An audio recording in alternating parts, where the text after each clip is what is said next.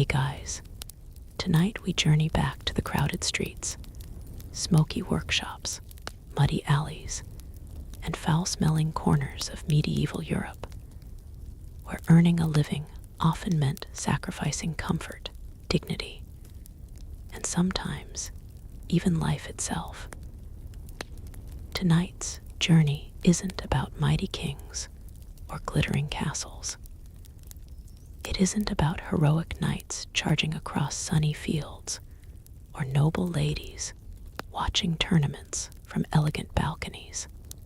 Instead, we're following the ordinary people whose names never entered history books, whose work made medieval society possible, and whose daily existence was so unpleasant that even their neighbors preferred to keep a healthy distance. Before we settle in, though, take a moment to like the video and subscribe, but only if you genuinely enjoy these slow historical journeys. And let me know where you're listening from tonight. I always enjoy seeing how many different corners of the modern world gather together to drift through the distant past. Now dim the lights, perhaps turn on a fan for a little gentle background noise, and let's slowly wander into another age. Imagine arriving in a European town sometime during the late 13th century. The first thing that surprises you isn't the architecture. It isn't the enormous stone church dominating the skyline. It isn't even the towering castle overlooking the settlement. It's the smell. Modern visitors often picture medieval towns through paintings filled with colorful market stalls and charming timber-framed houses. Those images capture only what the eyes could see. They cannot recreate what the nose would immediately discover. Smoke drifted constantly from fireplaces fueled by damp wood, peat, charcoal, or whatever people could afford to burn. Animals wandered through the streets almost as freely as people. Horses left manure everywhere they traveled. Chickens scratched through piles of refuse. Pigs rooted through discarded scraps, looking for something edible. Rain rarely improved matters. Instead, muddy roads mixed with animal waste, spoiled vegetables, broken pottery, rotting straw, and countless things nobody wanted to discuss openly. Open drains carried wastewater whenever they were not clogged. When they became blocked, the contents simply spread wherever gravity allowed. The scent of fresh bread occasionally floated from bakeries. Moments later, it disappeared beneath stronger odors rising from tanning yards, fish markets, butcher stalls, and overcrowded homes where entire families cooked, slept, and worked inside the same single room. For someone arriving from the 21st century, breathing alone would feel like an unexpected challenge. Yet for the people living there, this was simply ordinary life. Children chased each other between puddles without paying attention to what splashed beneath their feet. Merchants argued over prices. Blacksmiths hammered glowing iron. Church bells measured the passing hours. Life continued because there was no alternative. Every occupation contributed something essential to keeping the town alive. Some jobs brought respect. A successful merchant might eventually purchase a comfortable home. A skilled mason could leave behind magnificent buildings that survived for centuries. A respected physician, when one could be found, earned admiration despite medicine offering limited certainty. But countless other workers performed tasks nobody admired. People depended upon them every single day. Few wished to exchange places with them. Our story begins with one young man who never expected his future to involve one of the least desirable occupations imaginable. His name, for our purposes, will be Thomas. History records thousands of Thomases during the Middle Ages. This particular Thomas represents many of them rather than one specific individual. He was born in a modest village, surrounded by fields that produced barley, oats, and occasional patches of rye. His father rented small strips of land from the local lord.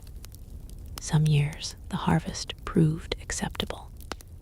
Other years, relentless rain or unexpected frost reduced months of labor into disappointing piles of grain.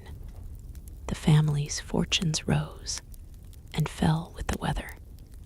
Like nearly everyone around him, Thomas learned practical skills almost as soon as he could walk.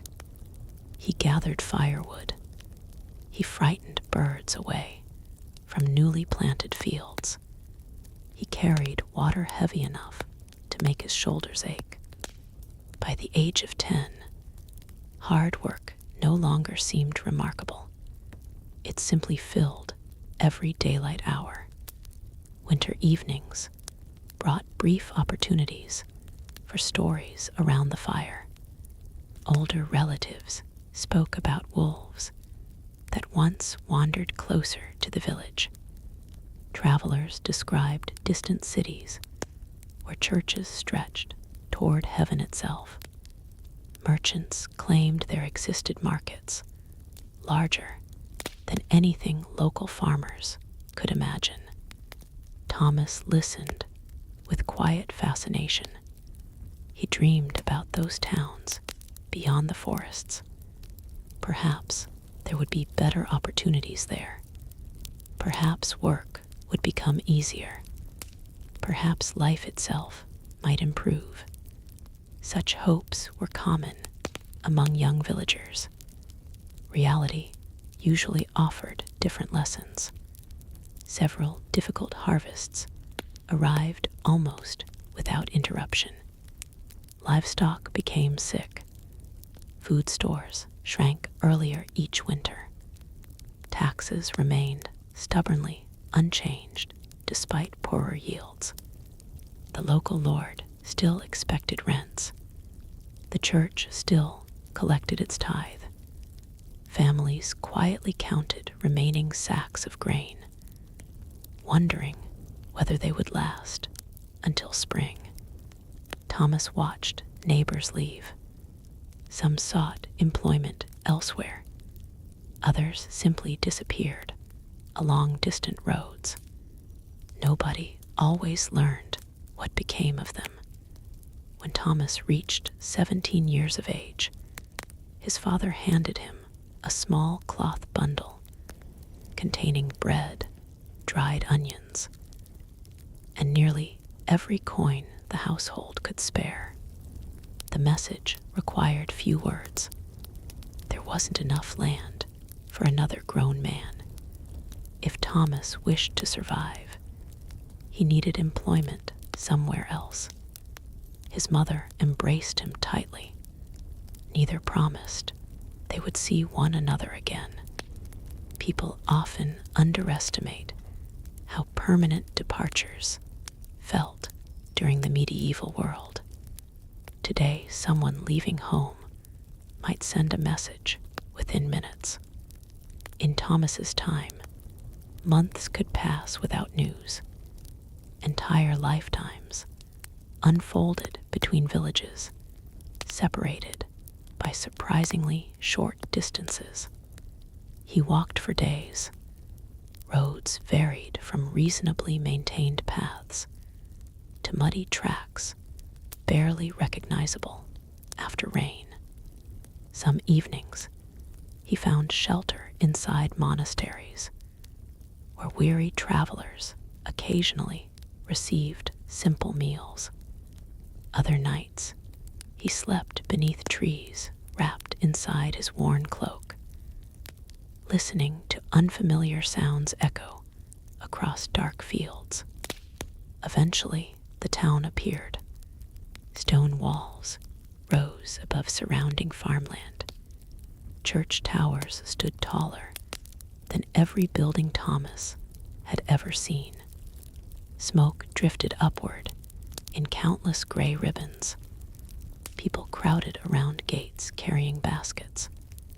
Barrels, cages, and bundles balanced upon tired shoulders.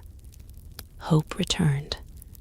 Surely somewhere inside those walls existed honest work. Finding employment, however, proved far less straightforward.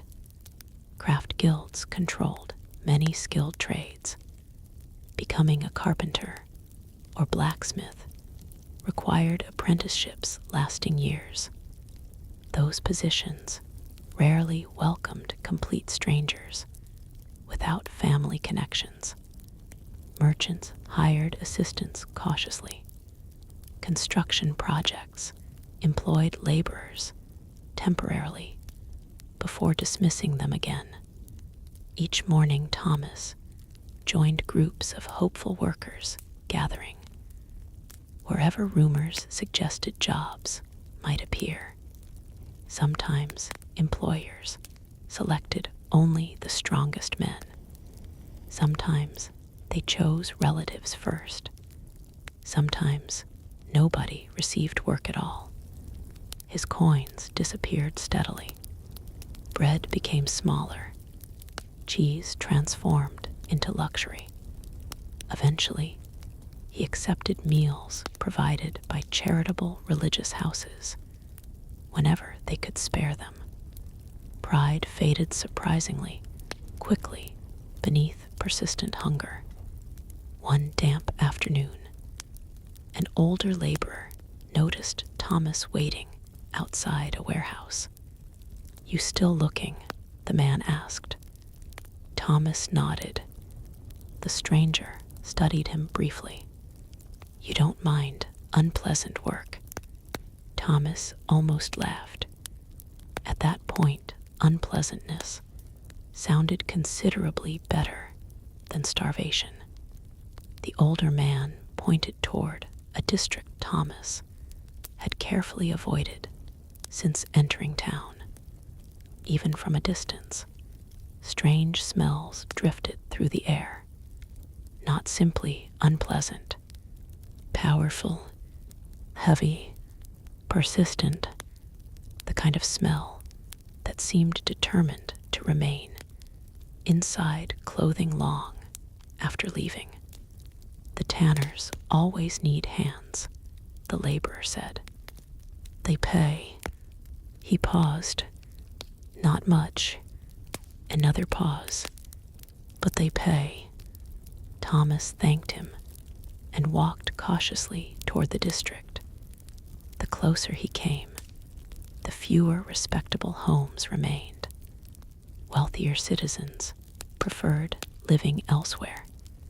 Even churches, when possible, avoided placing themselves too near these workshops. The reason became obvious before he reached the first gate.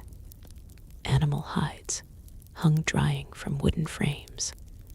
Dark pools collected beneath them. Workers stirred enormous vats with long poles. Others scraped thick skins stretched across heavy beams. Dogs wandered nearby, searching for scraps. Crows circled overhead with patient interest. The smell struck like a physical object.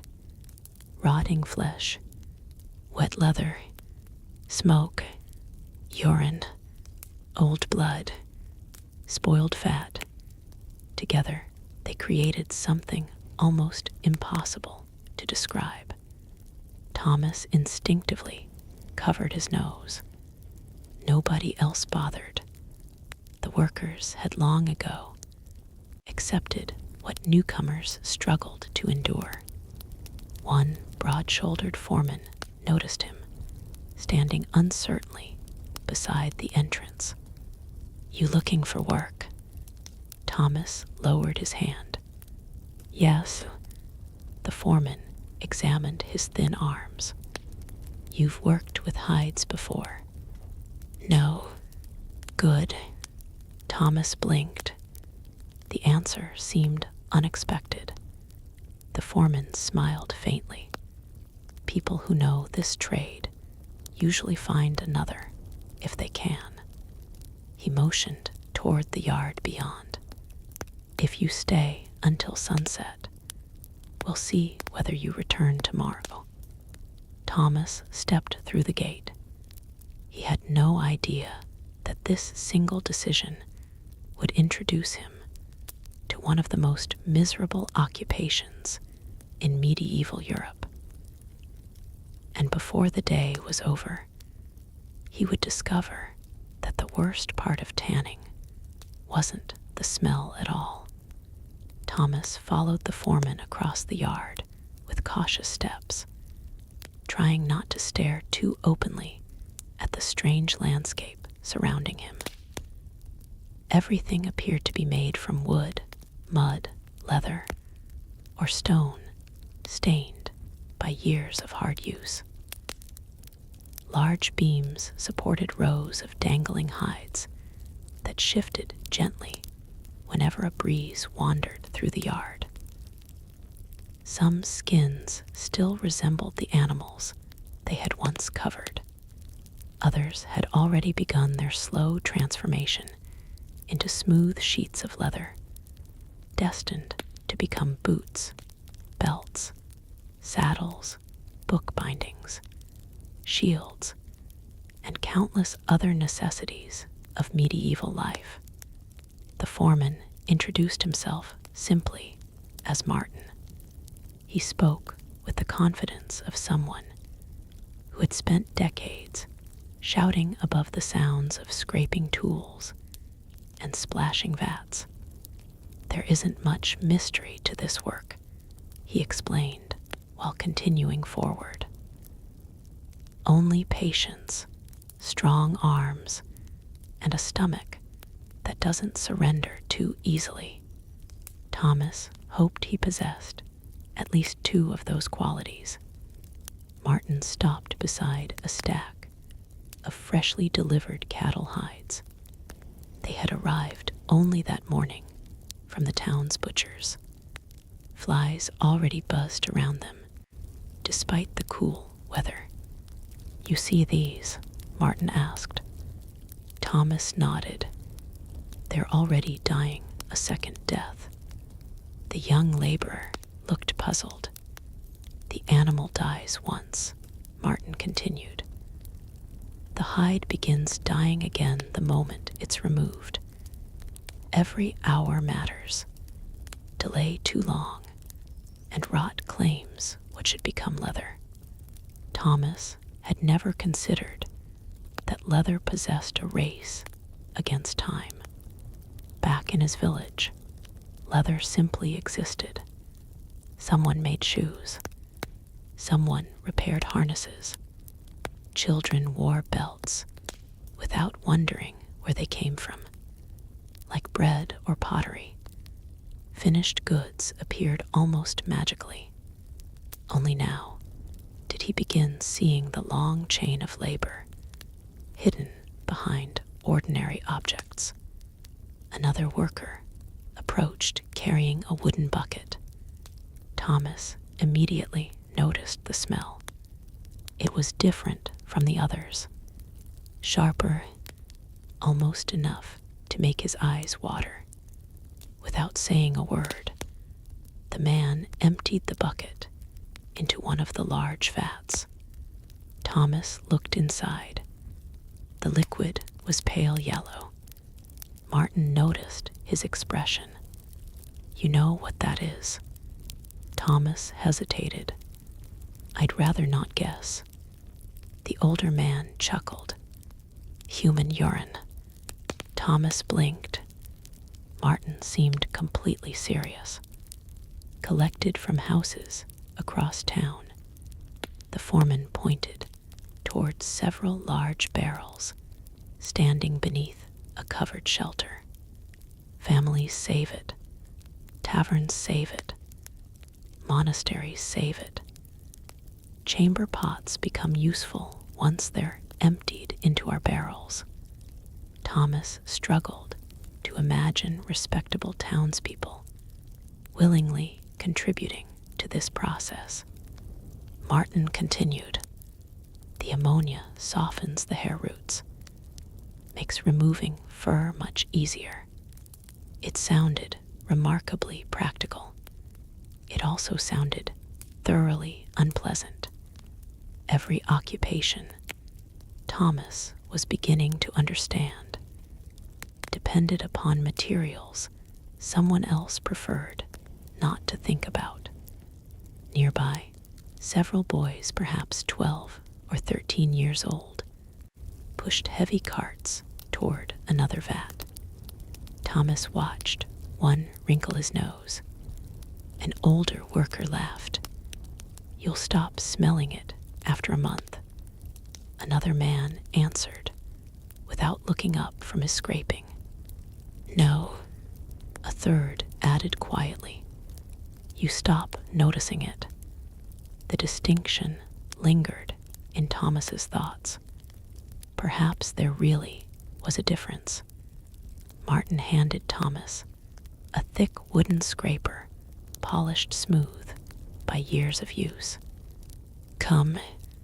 They approached a slanted wooden beam. A hide lay stretched across its curved surface. Martin demonstrated the movement first. Push downward. Scrape firmly. Lift. Repeat. Again. Again. Again. The blade removed loose hair, along with scraps of flesh, still clinging stubbornly to the inner surface. Thomas copied the motion. The hide resisted. Far more strength proved necessary than he expected. His shoulders quickly protested. His palms began aching before the first quarter hour ended. Martin corrected his grip. "Use your weight." Thomas leaned harder. The scraper finally began moving smoothly. Hair collected beneath the beam. Greasy scraps slid into waiting baskets.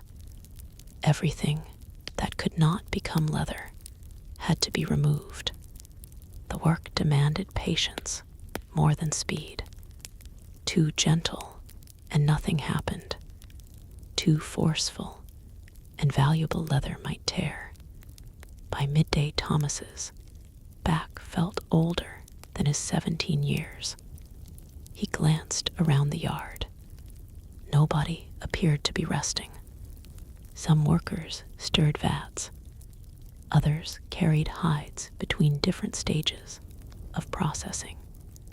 A few trimmed edges with curved knives while discussing ordinary matters. One complained about bread prices. Another worried about his daughter's cough. Someone laughed about a runaway pig escaping through the market. Life continued normally despite the extraordinary surroundings.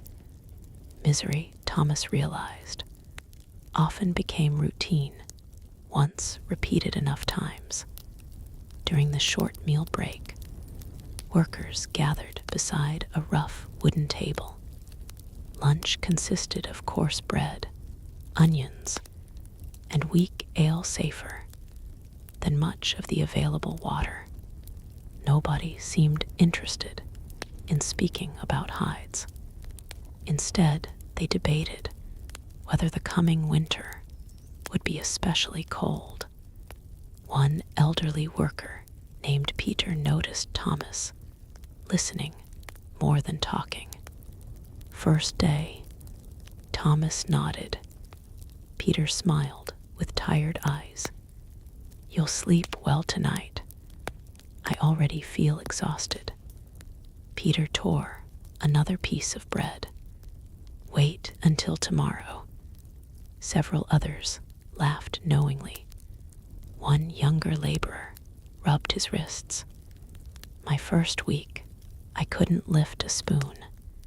Another added, I couldn't smell supper. More laughter followed. The jokes sounded rehearsed.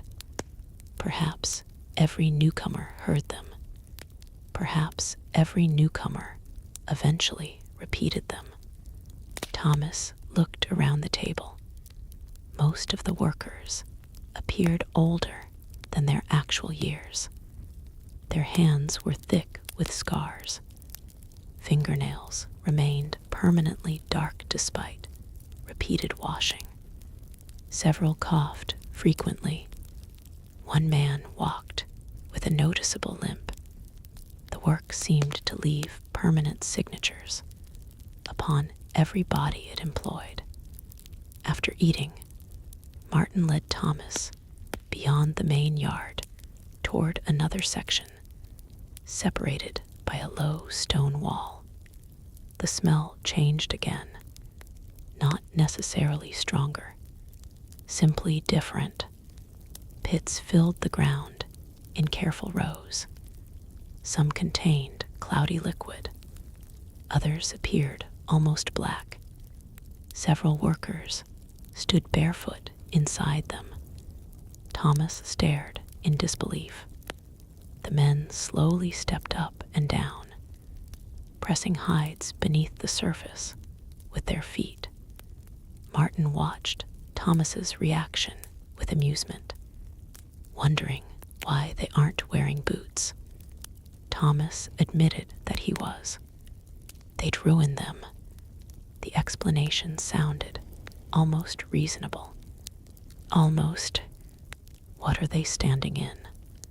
Martin answered with remarkable calm. A mixture that helps finish the cleaning. Thomas waited. The foreman eventually sighed. Dog dung. Thomas looked again. Surely he had misunderstood. Martin continued before the question escaped. Sometimes pigeon droppings. Depends on what's available. The older man picked up a handful of bark stacked nearby. This comes later.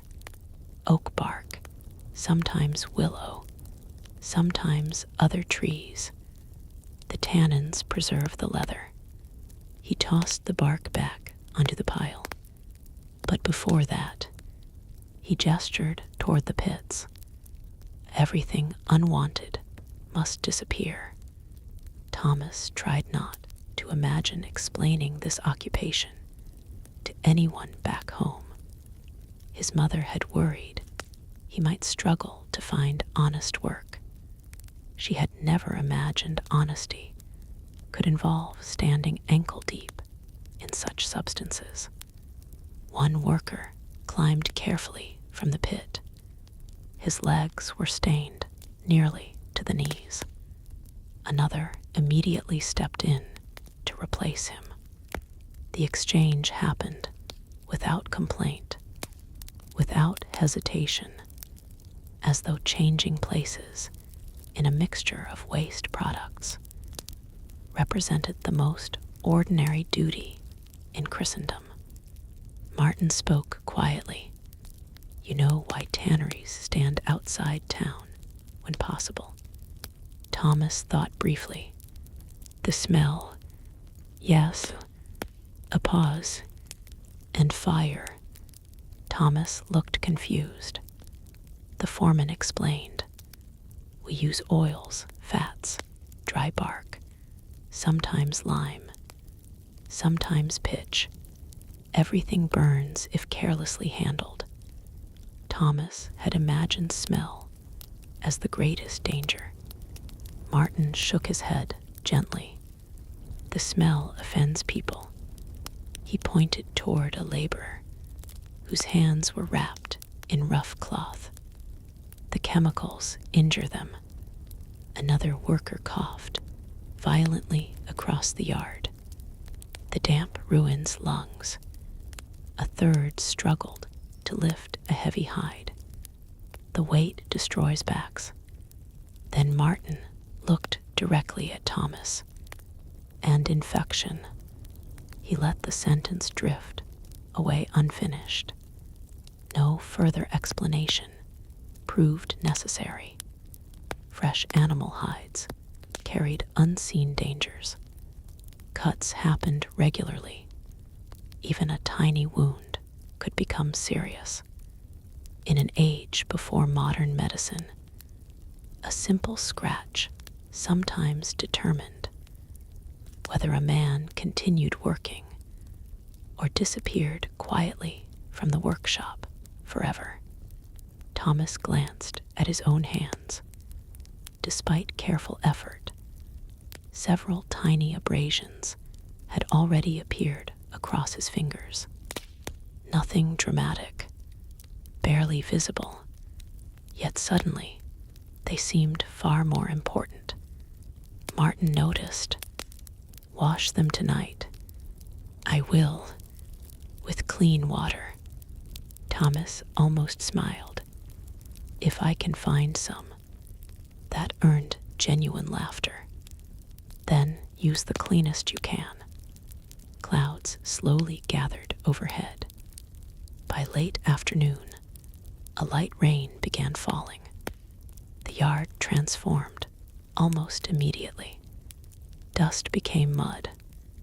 Mud mixed with scraps of hair and bits of flesh. Water overflowed from shallow channels, carrying unpleasant mixtures toward drainage ditches beyond the workshop. Nobody stopped working. Rain simply became another companion. Thomas continued scraping hides until his shoulders trembled with fatigue. Each completed skin disappeared into the next stage. Another immediately replaced it. The supply never seemed smaller.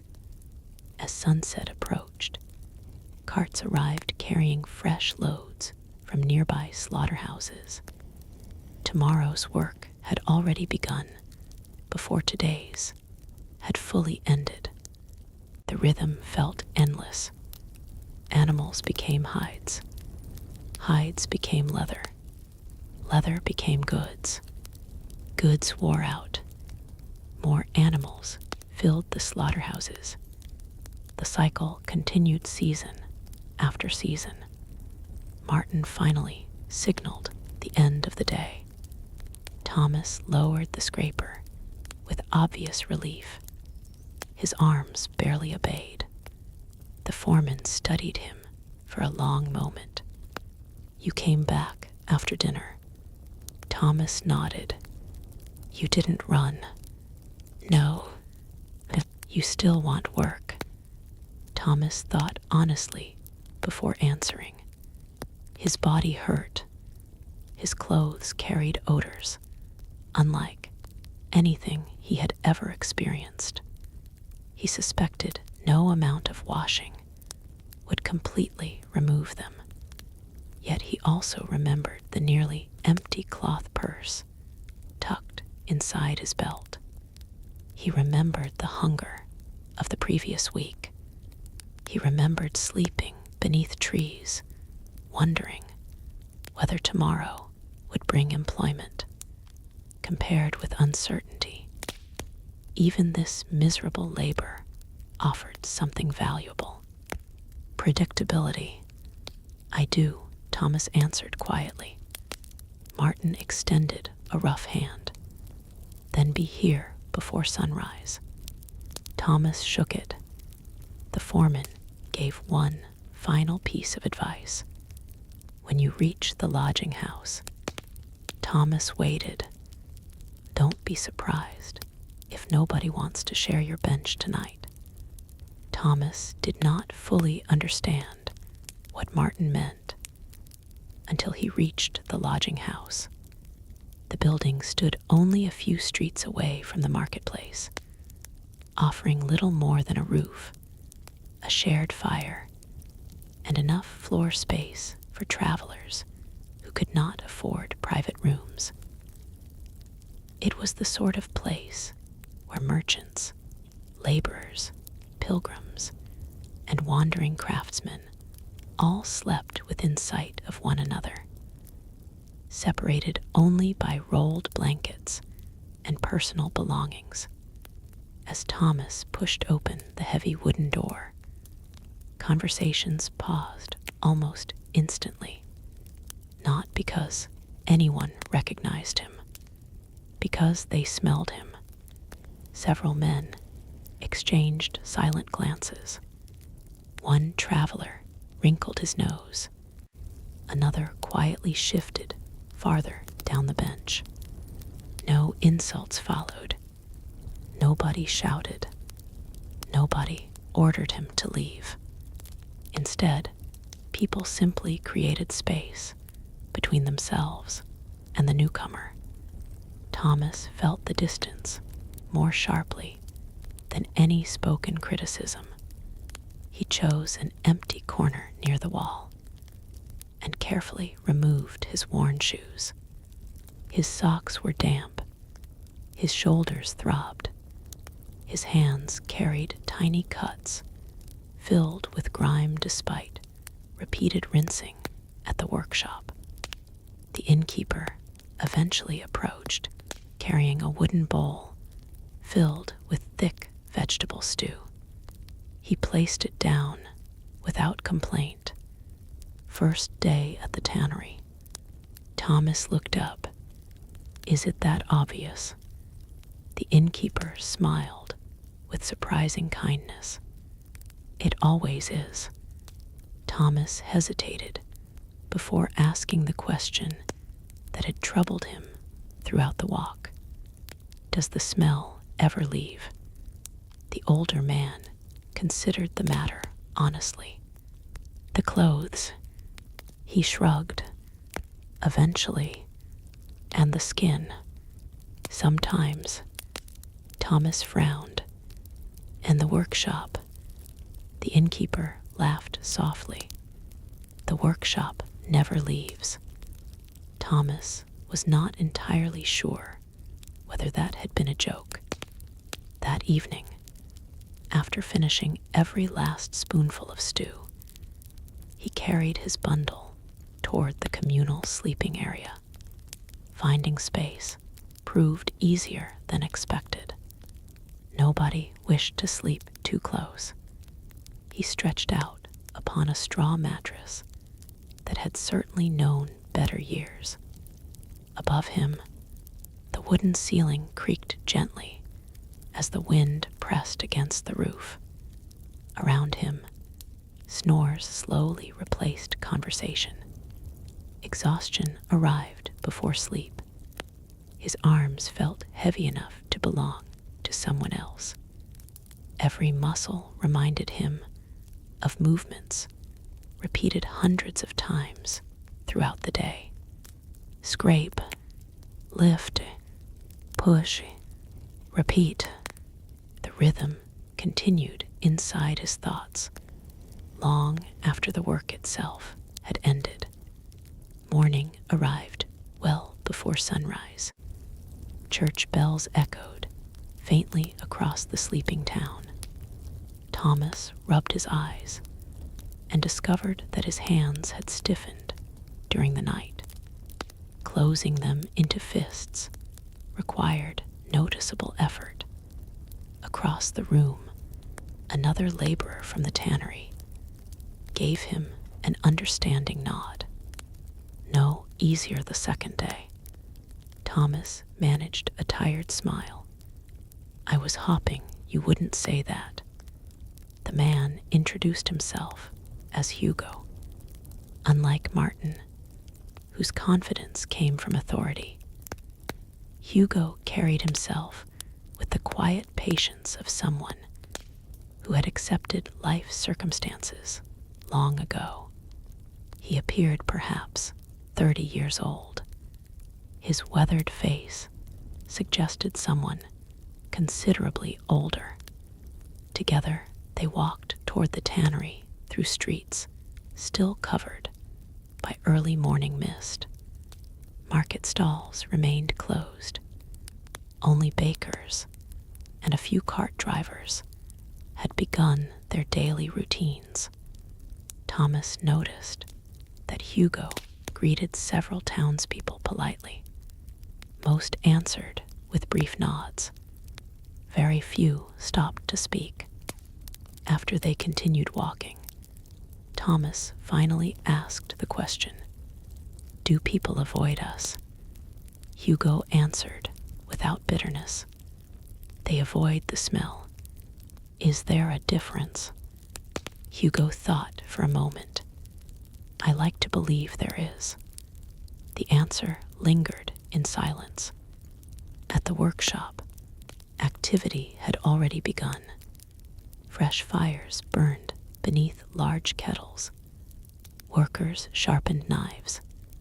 Others hauled sacks filled with crushed oak bark into storage sheds. Martin wasted little time assigning duties. Today's task would be different. Thomas followed him toward a long wooden platform where several hides had already completed their first stages of cleaning.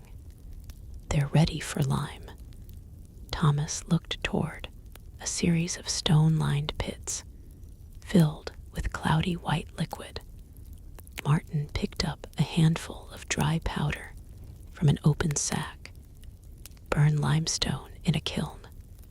He rubbed the powder between his fingers. "Add water." He smiled faintly. "You discover why careless men lose respect for chemicals." Thomas had never heard the word chemical.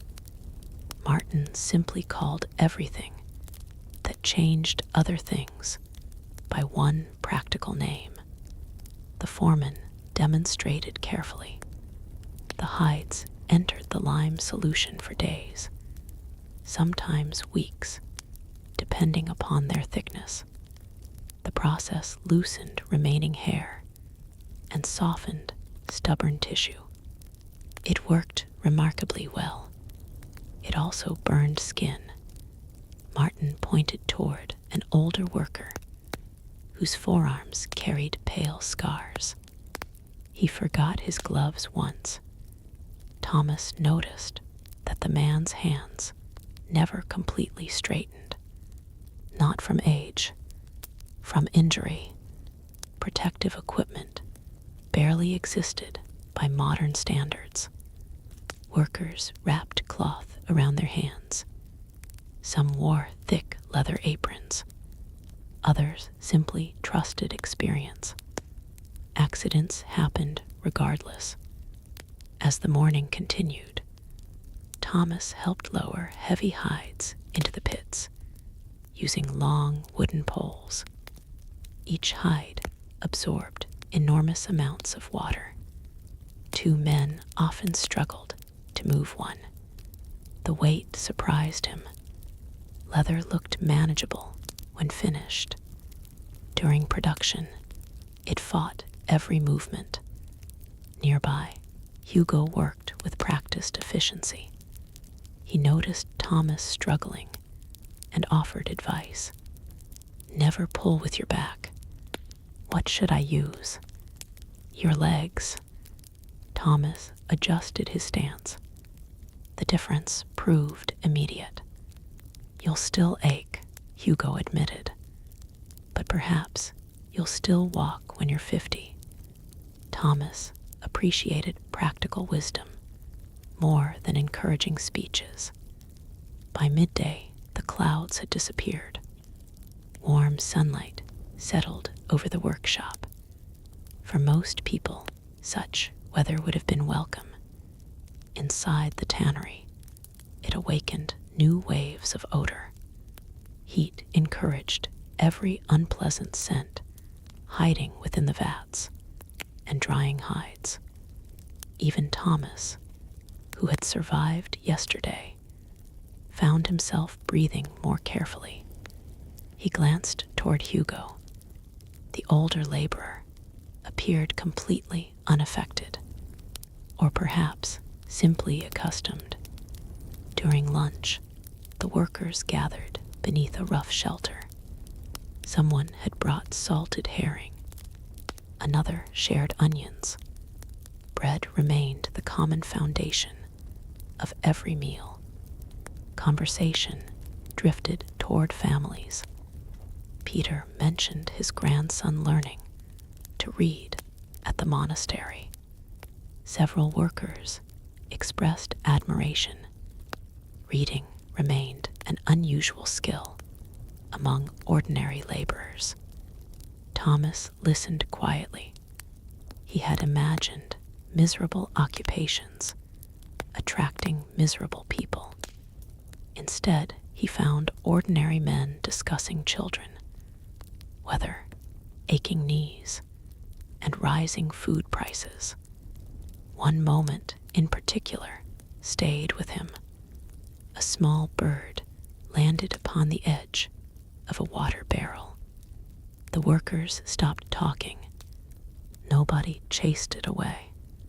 For several peaceful seconds, they simply watched the tiny creature drink. Peter smiled. Lucky. Another man nodded.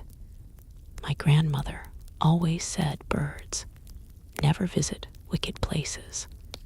Hugo looked around the tannery. If she's right. He paused dramatically. That bird must have terrible judgment. Laughter rolled across the shelter. It lasted only a few moments. Then everyone quietly returned to work. That brief exchange revealed something Thomas had not expected. Humor survived even here. Perhaps it survived especially here. The afternoon brought an entirely different responsibility. Martin led Thomas into a storage building stacked from floor to ceiling with bundles of oak bark collected from nearby forests. The scent inside surprised him. Instead of decay, the air carried an earthy aroma. Dry wood, fresh bark, forest after rain. Compared with the rest of the tannery, it almost felt refreshing. Martin picked up a strip of bark. This, he held it toward Thomas. This is where the magic happens. Thomas turned the rough piece over in his hands. It doesn't look like much. Neither does grain until someone makes bread. The foreman explained that tannins hidden within the bark slowly transformed fragile animal skin into durable leather capable of lasting for years. Without tannins, hides would simply decay. With them, they became one of the medieval world's most valuable materials. The process demanded extraordinary patience. Large hides sometimes remained submerged in tanning pits for many months. The finest leather might spend over a year completing every stage. Thomas stared toward rows of deep pits stretching across the yard. So every hide here, Martin nodded, represents yesterday. He pointed farther along, and last season, then toward another section.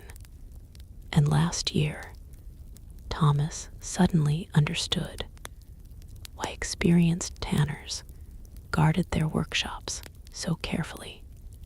Their wealth did not sit inside locked chests. It rested beneath the surface of dozens of pits, slowly changing day after day, month after month. Any disaster, a flood, a fire, disease among livestock, even war could destroy work that had already consumed an entire year. As afternoon shadows lengthened, a cart rattled through the gate. Two men climbed down, wearing expensive wool cloaks. Their boots remained remarkably clean. One carried a wax tablet for keeping records. The other inspected finished leather with careful attention. Thomas whispered to Hugo, "Merchants." Hugo nodded. "They'll complain." "About what?" "The price." "And Martin?" "He'll complain about their offer." Thomas watched the negotiation from a distance. Neither side raised their voice. Both smiled politely. Both clearly wished to earn more than the other intended to pay. The conversation resembled a dance, repeated countless times before. Eventually, hands were shaken.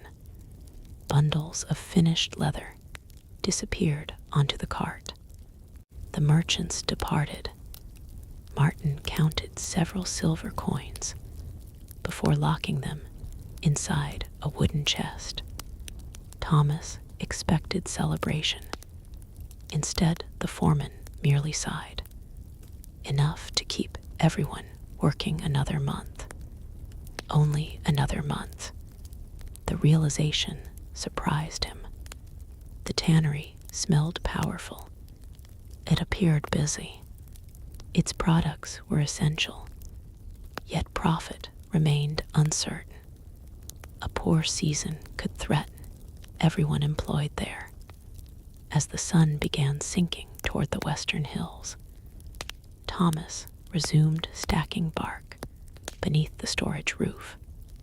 His muscles still protested every movement, but unlike yesterday, his body had begun learning the rhythm. The scraper no longer felt entirely foreign. The heavy hides no longer seemed impossible to lift. Tiny habits were already forming. He found that thought strangely unsettling. How quickly a person adapted.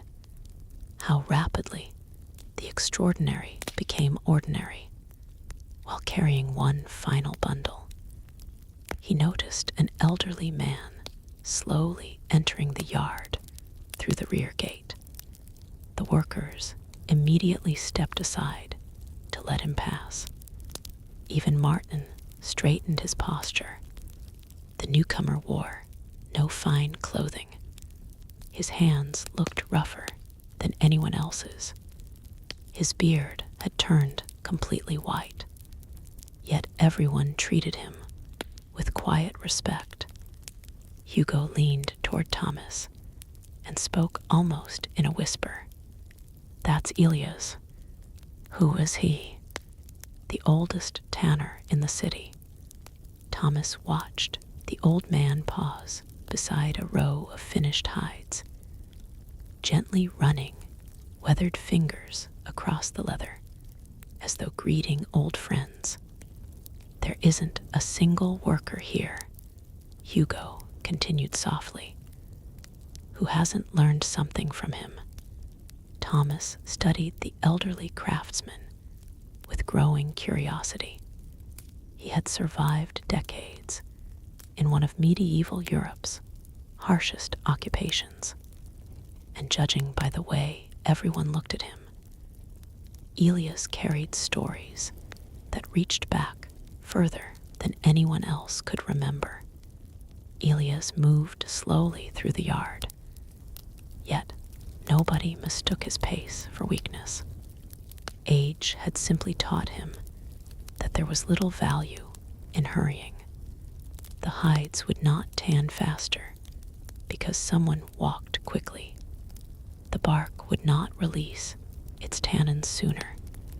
Leather obeyed its own calendar, indifferent to impatience. Thomas watched as the old craftsman stopped beside nearly every workstation. Sometimes he adjusted a hide by only an inch. Sometimes he touched the surface with the back of his fingers before nodding quietly. At one pit he frowned. Without speaking, he picked up a long wooden paddle and stirred the liquid for several minutes. Only then did he continue. Martin approached him. "You found it." "I smelled it before I saw it," Elias replied. Martin looked into the pit, the bark settling a little, and the water too still. Martin called 2 workers. Within moments, they began stirring the pit more thoroughly. Thomas found the exchange remarkable. No argument, no explanation, just trust earned over an entire lifetime. When the task had been finished, Elias finally noticed the unfamiliar young face standing nearby. A new pair of hands. Martin nodded. Thomas, the old man, extended one heavily scarred hand. It felt as rough as dry oak bark. "You survived yesterday." "I think so." Elias smiled. "If you're still wondering whether you've survived." He chuckled softly. "You probably have." Several nearby workers laughed. Apparently, the old man repeated that line to every newcomer. Thomas smiled politely. Elias looked toward the drying racks. "Walk with me." The request surprised him. He glanced briefly at Martin. The foreman merely nodded. Thomas followed. They moved between rows of hanging hides that swayed gently in the afternoon breeze.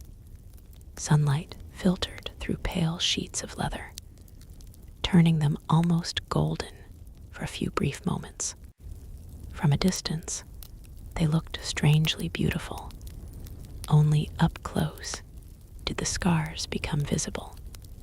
Tiny cuts from skinning knives, old insect bites the animals had received while alive, natural wrinkles, places where healed wounds had permanently changed the grain. Every hide carried the memory of the creature that once wore it. Elias rested one hand against a finished side of leather. "People think we make leather." Thomas waited. "We don't." The old man smiled faintly. "We persuade it." Thomas looked puzzled. The cow already made the hide. He tapped the leather gently. Nature did the difficult part. His finger moved toward the pits. "We simply convince it not to rot." The explanation sounded almost poetic. Unexpectedly so. Thomas had imagined master craftsmen speaking only in practical instructions. Instead, Elias seemed to view the trade differently. They stopped beside a row of saddles, waiting for collection. Each had been made from leather produced in the workshop months before. A local saddler had transformed it into something valuable. Elias picked one up. A knight may ride into battle sitting on this. He placed it back carefully. A merchant may cross half of Europe. He pointed toward another pile. A priest may bind holy books, then toward a bundle of boots. A child may survive winter. He looked at Thomas. "Nobody thanks the tanner." Thomas considered that. They thank the shoemaker, usually the saddler, often the bookbinder. Certainly, Elias nodded. But if we fail, he shrugged. Everyone notices. It was the quiet truth behind countless occupations. The better someone performed invisible work, the less anyone remembered it existed. As they continued walking, Thomas noticed something else. The older man's hands. The fingers were twisted. Several joints appeared permanently swollen. One thumbnail had never grown back properly. Thin white scars crossed both wrists. Years of labor had left a map upon his body. Were you always a tanner? Elias smiled. My father. A pause. My grandfather. Another pause. And his father before him. So 4 generations.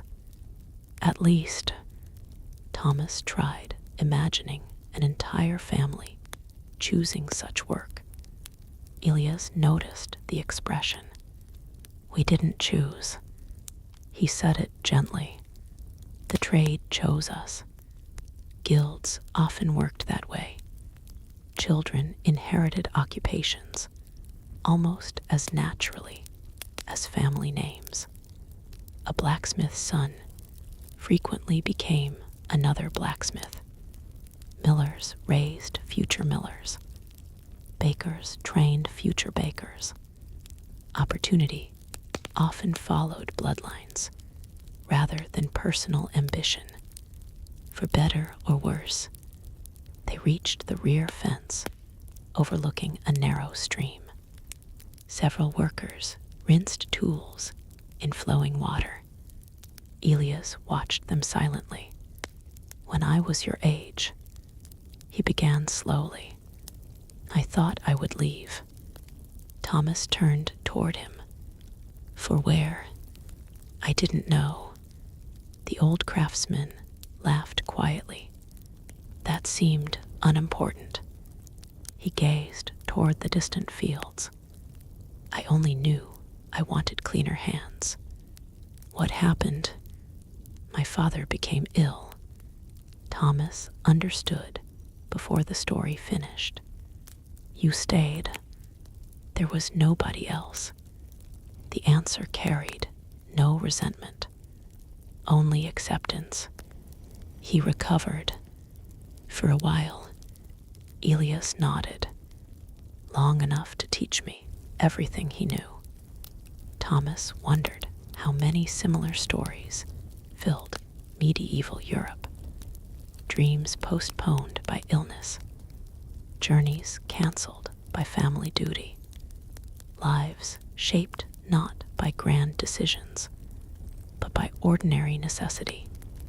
Back at the workshop, Martin assigned everyone new responsibilities. A shipment of calf hides required inspection before processing. Unlike thick cattle hides, calfskin demanded exceptional care. Its softness made it valuable for gloves, fine book covers, and luxury goods. It also tore far more easily. Thomas carefully unrolled each hide across a broad table. Elias joined him. Don't look only with your eyes. Thomas hesitated. What else should I use? Your fingers. The old craftsman guided Thomas's hand gently across the surface. Feel the thickness. Thomas obeyed. It changes. Exactly. Another hide followed. This one. Thomas concentrated. The neck is heavier. Elias nodded approvingly. And the belly. Softer. The old man smiled. Good. Thomas realized something important. This occupation demanded more than strength. Years of repetition had trained experienced tanners to recognize tiny differences invisible to newcomers. Knowledge lived inside their fingertips. As afternoon faded toward evening, dark clouds gathered unexpectedly. The first thunder rolled across the countryside. Workers looked upward. Martin immediately began shouting instructions. Cover the drying racks. Move the finished leather. Hurry. The peaceful rhythm disappeared. Thomas grabbed armfuls of hides alongside Hugo. Rain itself was not the greatest concern. A brief shower rarely ruined properly treated leather, but a violent storm accompanied by powerful wind could scatter months of work across muddy ground. Within minutes, heavy drops began falling. Canvas sheets were pulled over drying frames. Bundles disappeared into storage buildings.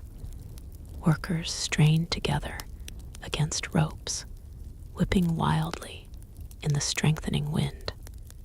Lightning flashed beyond the town walls. For nearly half an hour, the workshop resembled organized chaos. Nobody panicked. Everyone simply moved faster. Finally, the worst of the storm drifted eastward. Rain softened into a gentle drizzle. Martin surveyed the yard. Only one drying frame had collapsed. Considering the weather, the damage seemed surprisingly small. He nodded with quiet satisfaction. Well done. Praise from Martin appeared uncommon. The workers accepted it with modest smiles as they repaired the broken frame. Thomas noticed Elias sitting beneath the shelter, breathing more heavily than before. The old craftsman had worked during the storm despite his age. Thomas carried over a bucket of water. Elias accepted it gratefully. My legs remind me that I am no longer 30. Thomas sat beside him for a moment. Were storms always like that? No. The answer came after a thoughtful pause. They're never exactly the same. He sipped carefully.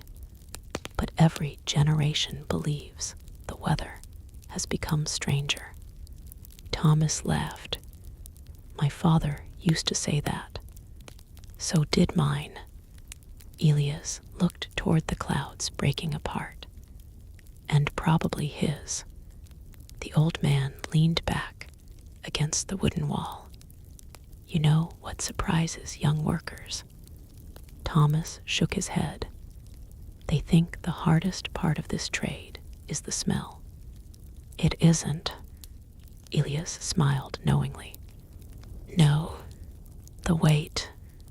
No. The chemicals. Difficult. The cold winters. Worse than comfortable.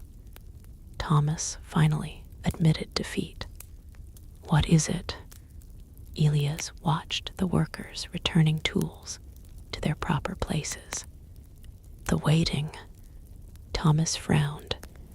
The waiting. You'll understand. The old man pointed toward the rows of tanning pits. Some of those hides entered the pits before last Christmas. Thomas looked across the yard. They're still there. They'll remain there for months. He folded his hands. This trade teaches patience because it refuses every shortcut. He smiled again. Kings issue commands. Soldiers march. Merchants bargain. But leather, he glanced toward the silent pits. Takes exactly as long as leather decides. The words settled comfortably into Thomas's thoughts. There was wisdom hidden inside them that reached beyond tanning. Many things worth having required time, beyond human control. The evening bell from the great church echoed faintly across the town. Workers began cleaning tools before leaving for home. Thomas carried the final scraper into the storage shed. When he returned, he found Hugo standing near the gate, watching a wagon approach from the road. Unlike the merchant carts that visited regularly, this wagon bore no trade markings. Instead, it carried several covered bundles. Behind it walked two men, wearing the plain robes of a nearby monastery. Thomas looked at Hugo. "They've come for leather." Hugo's expression remained unusually serious. "No. What then?" The older laborer watched the wagon roll slowly into the yard before answering. "They've come with something that happens every few years." Thomas followed his gaze. "What happens every few years?" Hugo drew a slow breath. "When disease reaches the cattle." The wagon came to a gentle stop near the entrance. Its wheels were thick with mud from country roads, made heavy by the recent rain. The two monks climbed down first. Neither spoke immediately. Their robes were damp around the hems, and both wore the tired expressions of men who had spent the entire day traveling rather than praying in quiet cloisters. Martin crossed the yard to greet them. Thomas remained where he was, uncertain whether he should continue working or simply watch. Hugo answered the question without being asked. "Stay." "So we're expected to hear this. We're expected to live with it."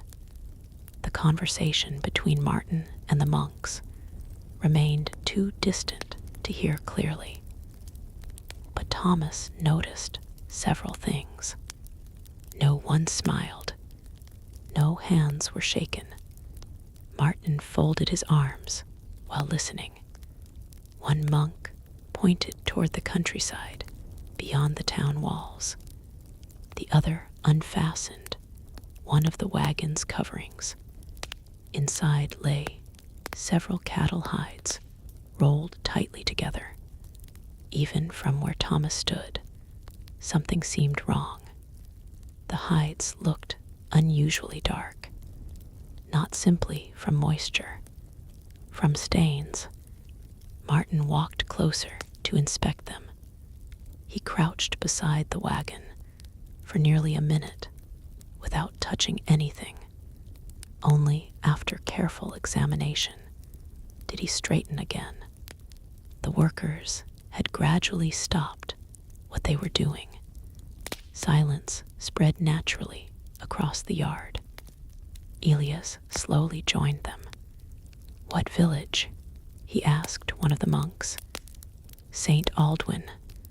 Elias nodded once. "How many?" "Nearly half the herd." A murmur passed through the workers. Thomas had grown up among farmers. He understood immediately why that number mattered. Half a herd did not simply represent dead animals. It represented milk that would never be collected, calves that would never be born, fields that would not be plowed, families who would struggle through the coming seasons. For peasants, livestock often meant the difference between surviving winter and entering spring already hungry. Martin finally turned toward the assembled workers. They believe it's Murren. The word carried weight. Thomas had heard it before, though rarely. People used the name for devastating livestock diseases they could neither fully understand nor reliably stop. Sometimes, entire regions lost thousands of cattle within months. Nobody knew about bacteria or viruses. Most explanations involved foul air, divine judgment, unfortunate stars, or simple bad fortune. Regardless of the cause, the result remained the same: dead animals, empty fields, worried faces. Peter scratched his beard. "Will we take the hides?" Martin hesitated. "Some, not all. No." He looked toward the wagon again. "If the hides have already begun spoiling." He allowed the sentence to fade. Everyone understood. Even a valuable hide eventually became worthless. Thomas quietly asked Hugo, "Wouldn't any hide be better than none?" The older worker shook his head. "Not if it rots before it's finished." He picked up a small strip of leather from a nearby bench. "You spend months treating one hide." He bent it carefully. "If decay has already started." The strip snapped with a dull crack. The leather fails. Thomas looked toward the wagon again. He suddenly realized how uncertain the tannery's future truly was. Without healthy cattle, there could be no hides. Without hides, there could be no leather. Without leather, there could be no work. The workshop depended upon events happening many miles away in villages it would never see. Martin selected 4 experienced workers. Thomas was not among them. They carefully unrolled each hide one by one, while Elias watched. Inspection happened mostly in silence. Hands pressed gently against the surface. Edges were lifted. The smell was considered. The flexibility was tested. Occasionally, Elias nodded. Occasionally, he shook his head. Rejected hides were rolled separately. Accepted ones disappeared toward the processing yard. Thomas noticed that nearly half remained in the rejected pile. "So many," Hugo answered quietly. "Better to lose them now than lose months later." Practical decisions often looked cruel, yet wasting labor on hopeless material could endanger everyone employed at the tannery. As twilight approached, the monks prepared to leave. Before climbing back onto the wagon, one of them handed Martin a folded piece of parchment sealed with dark wax. Martin broke the seal immediately. His eyes moved slowly across the page. Thomas saw his expression harden. "What is it?" Peter finally asked. Martin lowered the letter. "The bishop wants churches to pray for healthy livestock." Nobody laughed. Prayer formed an important part of medieval responses to disaster. People organized processions, rang church bells, fasted, lit candles, made donations, whether facing plague, drought, failed harvests, or disease among animals. Communities sought comfort through shared faith as much as practical action. The monks departed. The wagon disappeared into the evening mist. Only after its wheels could no longer be heard did conversation gradually return. Hugo picked up his tools. My father remembered the great cattle sickness. When was that? Long before I was born. He wiped his scraper clean with slow, practiced movements. He said villages became strangely quiet. No cattle, no bells around their necks. Thomas remembered that sound from childhood, the gentle clinking drifting across fields every afternoon. He had never imagined noticing its absence. The next morning brought crisp, clear weather. The storm had washed the air clean. For a short, while even the tannery smelled less overwhelming. Only for a short while. Work resumed before sunrise. Thomas found himself assigned to a different task alongside Peter. They would scrape flesh from several hides that had completed the lime pits. Peter worked without wasted movement. His scraper glided across each hide with remarkable precision. Thomas tried to imitate him. You hold the blade too tightly, Peter observed. Thomas relaxed his grip. It feels strange. It always does. Peter smiled. Until one day it doesn't. Another lesson about habit. The human body seemed determined to adapt, even to labor most people would avoid. As the morning progressed, Thomas became aware of a steady rhythm filling the yard. Scrapers, footsteps, axes splitting bark, voices calling measurements, water splashing, leather flapping softly in the breeze. It almost resembled music. Not beautiful, not elegant, yet strangely ordered. Every worker knew when to move, when to wait, when to lift together, without anyone announcing it.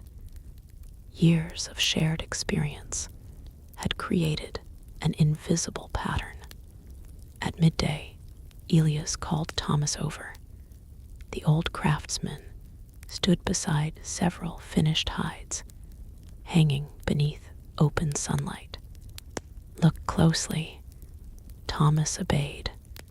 They seem finished. They seem. Elias smiled. He pointed toward one edge. What do you notice? Thomas leaned closer. The leather looked slightly uneven, almost imperceptibly thinner near one corner. I think. He hesitated. This part feels different. Elias nodded. The butcher cut too deeply while skinning the animal. Thomas stared. You can still see that. 30 years later, I probably couldn't. The old man laughed softly. But today, yes. Thomas traced the mark with careful fingers. The wound had healed while the animal lived. After tanning, it remained visible forever. Leather remembered. That idea fascinated him. A single careless knife stroke during slaughter could remain visible for decades after the finished product reached someone's hands. History, he realized, often worked similarly. Small moments left surprisingly long shadows. While they examined the hides, a boy hurried into the yard carrying a basket. He could not have been older than 11. His clothes were patched repeatedly. He approached Martin first, then several workers. Finally, he reached Peter. Mother says these are ready. Peter looked inside the basket. Fresh bread, Still warm, Peter paid the boy with 2 small copper coins. After the child left, Thomas asked, "Your son?" "My grandson. He delivers bread." Before lessons, Thomas looked surprised. "Lessons?" Peter nodded proudly. "The priest teaches him letters." Thomas smiled. "Will he become a tanner?" Peter looked toward the road where the boy had disappeared. "I hope not." The answer came without hesitation. Thomas glanced at the workshop. "But someone must." Peter sighed. "Yes." He rested one weathered hand upon the drying frame. "Someone always must." The statement carried neither shame nor pride, only truth. Society depended upon occupations. Many parents secretly hoped their children might escape. Yet if everyone escaped, society itself would struggle. Boots still needed leather. Harnesses still needed straps. Books still needed bindings. Armies still needed saddles. Ordinary life rested upon extraordinary labor. Later that afternoon, Martin gathered the workers near the main shed. "I've accepted a commission." That immediately caught everyone's attention. Large commissions often meant steady wages. A noble household, someone asked. Martin shook his head. "The cathedral." Several eyebrows rose. "The bishop wants new bindings for nearly 50 manuscripts." Thomas looked toward Hugo. "That's good." "Very. Why, churches pay." A faint smile crossed Hugo's face.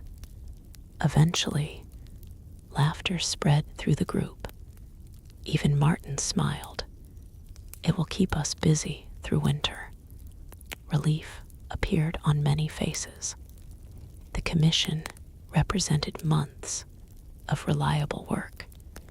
In a world where uncertainty lingered around every harvest and every market day, reliability possessed enormous value. As the gathering ended, Elias remained where he stood. He looked toward the cathedral tower, visible above the rooftops. "You know," he said quietly to Thomas, "people will admire those books for generations." Thomas nodded. "They'll praise the beautiful writing." "Yes." "The colorful paintings." "Certainly." "The gold leaf." "Of course." He looked down at his own scarred hands. "But almost nobody will ever think about the leather holding those pages together." Thomas followed his gaze. The old craftsman smiled gently. "That's all right." "It is. It has to be." He picked up his scraper. "Otherwise, this work would break your heart." Just then, the distant sound of horns drifted across the town from beyond the western gate. Workers paused instinctively. The signal was unusual. Not an alarm, not a church bell, something else. Martin stepped outside the yard to look toward the road. Within moments, he returned. A hunting party. Several workers immediately exchanged curious looks. Thomas noticed Martin's expression change from curiosity to calculation. He looked toward the empty racks near the entrance, then toward the road once more. Finally, he smiled to himself. "A successful hunt," he murmured. Hugo caught the meaning first. "They'll have plenty of skins." The sound of the hunting horns grew louder with every passing moment. Soon the first riders appeared beyond the gate, their horses walking rather than galloping after what had clearly been a long day in the surrounding forests. Several noblemen wore dark green cloaks embroidered with small silver leaves. Behind them came servants leading pack horses. The final carts carried the true evidence of the day's success. Several red deer, 2 wild boars, a collection of foxes, dozens of rabbits, bundles of smaller game hung neatly from wooden poles. Children immediately gathered along the roadside. Hunts were among the rare spectacles that interrupted the ordinary rhythm of town life. The noblemen accepted admiring glances, as though they had expected nothing less. The servants, meanwhile, looked considerably more tired. Thomas noticed something interesting. The hunters received attention. The animals received attention. No one paid much attention to the men who would eventually skin them. History often remembered the exciting beginning of a story, rarely the uncomfortable middle. Martin walked toward one of the servants he seemed to know. Their conversation remained brief. After a few nods, both men smiled. The servant pointed toward tomorrow morning. Martin answered with a satisfied expression before returning to the workshop. Looks like we'll be busy. Peter chuckled. Were we planning not to be? A few workers laughed. Martin spread his hands. Fresh deer hides. Several faces brightened. Compared with cattle hides, deer skins required different treatment. Properly finished, they produced soft, flexible leather prized for gloves, fine clothing, pouches, and hunting garments. Luxury items often began as ordinary-looking hides. Only months later did they become objects admired inside noble households. Thomas helped prepare empty racks before sunset. As he worked, Elias joined him. Do you know what hunters usually remember? Thomas shook his head. The chase. The old craftsmen secured a rope around one drying frame. They remember the hounds, the antlers, the feast afterward. He pulled the knot tight. They seldom remember what happens the next morning. Thomas smiled. That's when we begin. Exactly. The old man looked toward the western road, where the hunting party had disappeared. Every celebration leaves work for someone else. It seemed to be another unwritten rule of medieval life. Festivals required bakers. Wars required blacksmiths. Harvests required millers. Victories required gravediggers. Even noble entertainment eventually reached the tannery. The following morning confirmed Martin's prediction. Before sunrise, 3 wagons rolled through the gate, carrying freshly skinned deer hides, carefully folded beneath damp cloth. The hunters themselves were nowhere to be seen. Instead, 2 estate servants delivered the shipment, along with written instructions concerning payment and quality. Martin inspected every hide personally.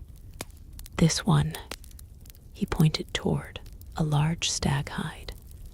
Excellent. Another received a small frown. Knife slipped. The servant nodded. The youngest Skinner. Martin sighed. He'll improve. Perhaps, or perhaps someone else, would spend months working around one careless mistake. Thomas helped unload the wagon. Unlike heavy cattle hides, the deer skins felt surprisingly light. Yet they demanded greater attention. Small tears reduced their value quickly. The work required gentler hands than brute strength. Elias demonstrated the difference. Imagine you're folding cloth. Thomas copied the movement. No, the old man smiled. Not your mother's washing. Thomas laughed. I've never folded my mother's washing. Then imagine something you don't wish to ruin. That advice proved more useful. The morning passed quietly. Sunlight spread across the workshop. Birds perched briefly upon the fences before deciding there was little worth eating nearby. Somehow, even the birds seemed selective about visiting the tannery. Around midday, a familiar figure entered through the gate. The innkeeper. He carried 2 wrapped bundles beneath one arm. Martin greeted him warmly. You've come early. My wife baked too much. Peter looked over with exaggerated suspicion. No baker has ever baked too much. The innkeeper laughed.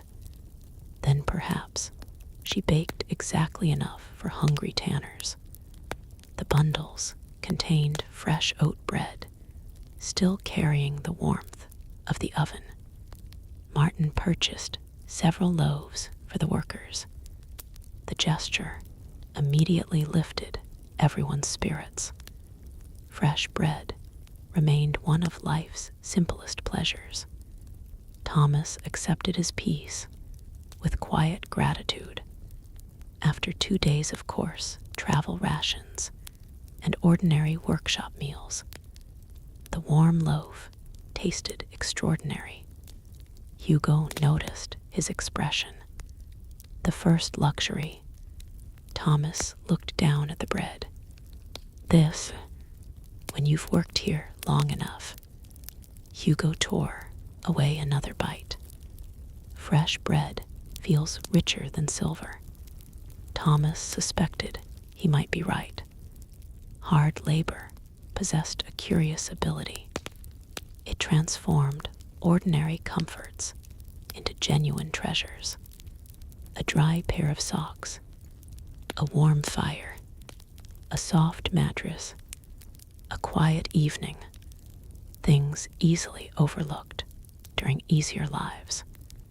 Later, while cleaning one of the smaller vats, Thomas discovered an old carving cut into the wooden support beam.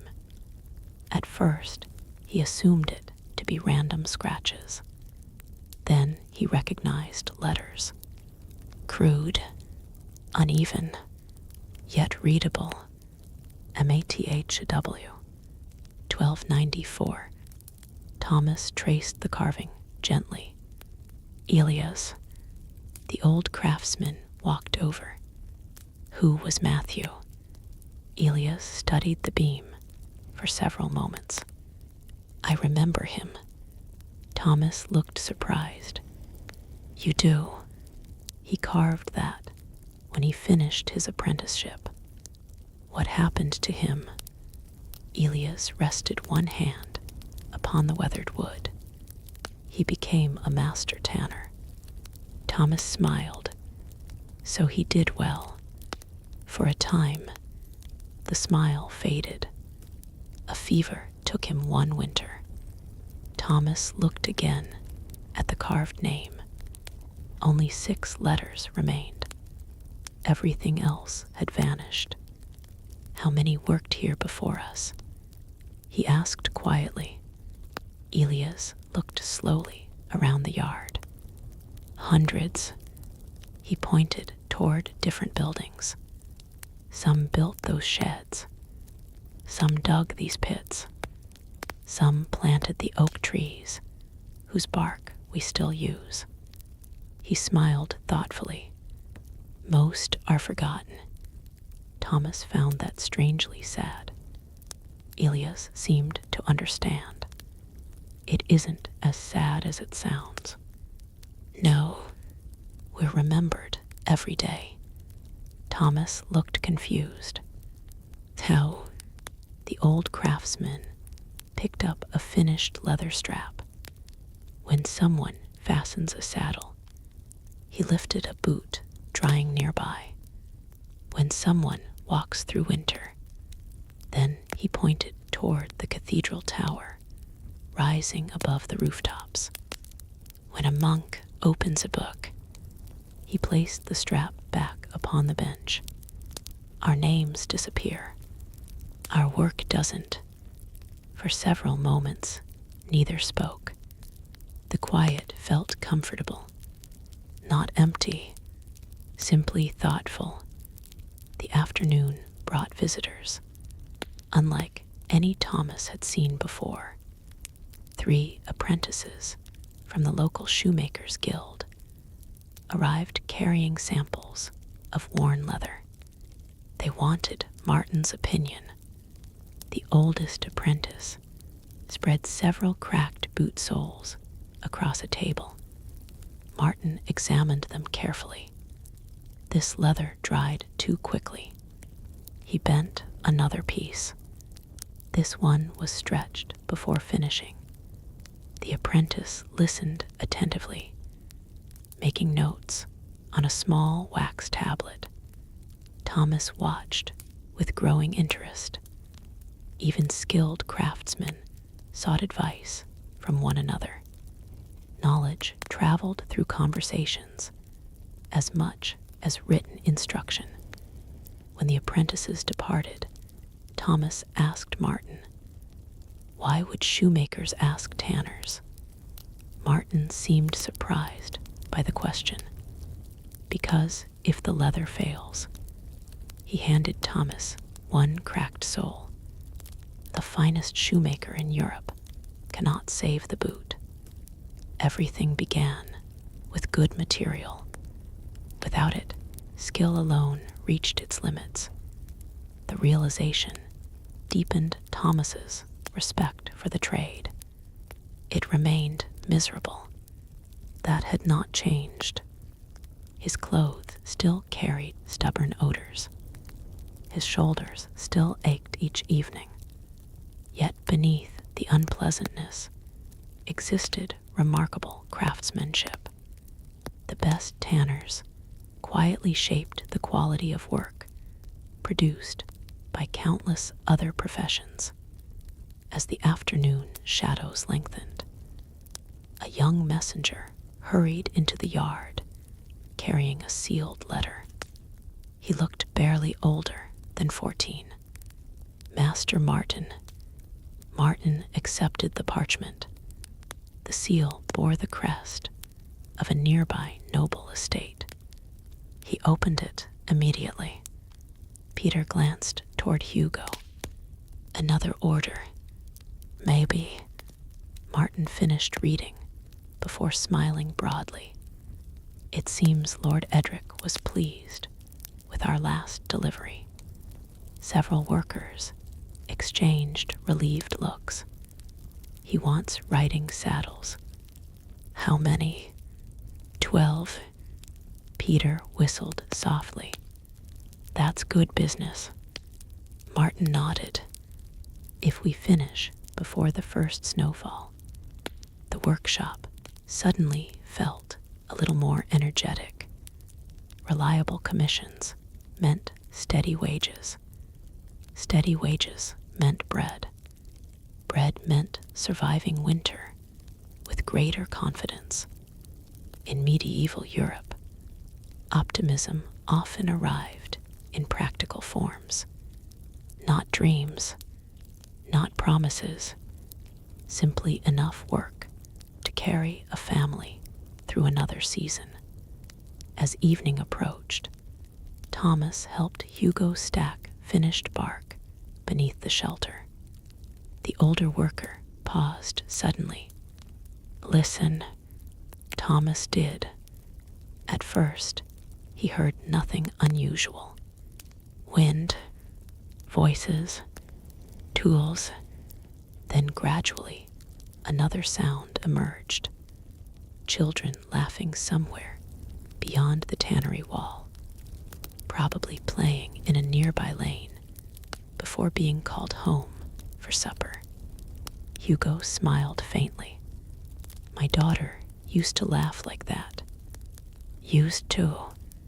She married?" Thomas nodded. "Does she live far?" "Half a day's walk."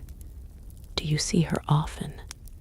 Hugo looked toward the fatting sunlight. "Twice a year, if we're fortunate." Thomas found the answer unexpectedly moving. Today, such a distance might seem insignificant. In the medieval world, it often separated families for months at a time. Work left little opportunity for leisurely visits. Journeys cost money. Roads demanded time. Responsibilities waited at both ends. The church bell announced the end of the working day. One by one, the laborers washed their hands as thoroughly as circumstances allowed. No amount of scrubbing removed every stain. No amount of rinsing erased every smell. The work followed them home each evening like an invisible companion. As Thomas prepared to leave, he noticed Elias standing alone beside one of the oldest tanning pits. The old craftsman was not working, simply looking into the dark water. Thomas walked over. "What are you thinking about?" Elias smiled without taking his eyes from the pit. "My father." Thomas remained silent. He stood exactly where I am standing now. The old man pointed gently toward the worn stones beneath their feet. "I was about your age." "What did he say?" Elias laughed quietly. "He told me something I thought was foolish. And now I repeat it." Thomas waited. Elias finally turned toward him. "Every hide in this pit once belonged to a living creature." He paused. "If you rush your work," his eyes settled on the dark surface again, "you waste the animal's life as well as your own labor." Thomas looked into the still water. For the first time, he no longer saw only unpleasant liquid and soaking hides. He saw months of future work, boots not yet worn, books not yet written, harnesses not yet buckled, lives connected by labor most people preferred never to think about. At that very moment, from somewhere beyond the town walls, the deep bell of a distant monastery rang slowly through the evening air. Elias listened carefully. Then his expression changed, ever so slightly. Thomas noticed it immediately. "What is it?" The old craftsman kept listening. "That isn't the prayer bell." Another slow toll echoed across the fields. Elias drew a quiet breath. "Someone important has died." The second bell rolled across the evening air with the same slow, deliberate rhythm. No one in the tannery spoke for several moments. Even the usual scraping of tools had ceased. Thomas looked toward the distant monastery. though the buildings themselves remained hidden beyond gentle hills and scattered woodland. Only the sound reached the town. "What makes you so certain?" he asked quietly. Elias continued listening. "There are bells for every occasion." Thomas frowned slightly. "I thought bells simply told the time." The old craftsman smiled. "That would certainly make life simpler." He rested both hands upon the walking stick he occasionally carried after long days. But churches speak with bells. They announce Mass. They celebrate weddings. They warn of fire. They summon people during danger. They rejoice on feast days. And sometimes, he paused as another deep toll drifted over the rooftops. They mourn. Thomas had grown up hearing church bells throughout his childhood, yet he had never learned to distinguish one pattern from another. Like birdsong, perhaps people noticed only the calls that mattered to their own lives. Peter slowly removed his cap. Several other workers did the same. No one knew who had died. Still, the sound itself inspired quiet respect. Death never remained someone else's concern for very long in medieval Europe. Every family eventually welcomed it through their own door. Martin finally broke the silence. "Finish putting the tools away." His voice remained gentle. "We'll know more tomorrow." The workers dispersed. Conversation returned, though softer than before. Thomas walked back toward the lodging house beside Hugo. The streets seemed unusually calm. Perhaps they always appeared this way after sunset. Or perhaps the bell had quietly altered everyone's mood. Along the way, they passed a small group gathered outside a bakery. People spoke in hushed voices. An elderly woman crossed herself. A young boy asked his father a question. The father simply shook his head. Rumors, Thomas realized, traveled almost as quickly as sound. Before anyone knew the facts, half the town would already be discussing possibilities. Back at the lodging house, the innkeeper greeted Thomas with a nod. "You heard the bells." "We did." The older man placed another bowl of stew upon the table. "Word is it's the abbot. The abbot of the monastery." "So they say." Thomas looked toward Hugo. The older laborer merely shrugged. "So they say," he repeated. Neither man seemed eager to trust the first rumor. Experience had apparently taught them patience. News changed as it traveled, sometimes entirely. That evening, more travelers than usual gathered near the fire. A wool merchant claimed the abbot had fallen from a horse. A pilgrim insisted he had died peacefully after many months of illness. Another traveler confidently declared the monastery had suffered a mysterious fever. 3 stories, only 1 death. Perhaps none of them were true. Thomas listened without contributing. His father had often warned him that certainty became cheaper the farther one stood from the truth. The following morning revealed the answer. Before sunrise, the cathedral bells joined those of the monastery.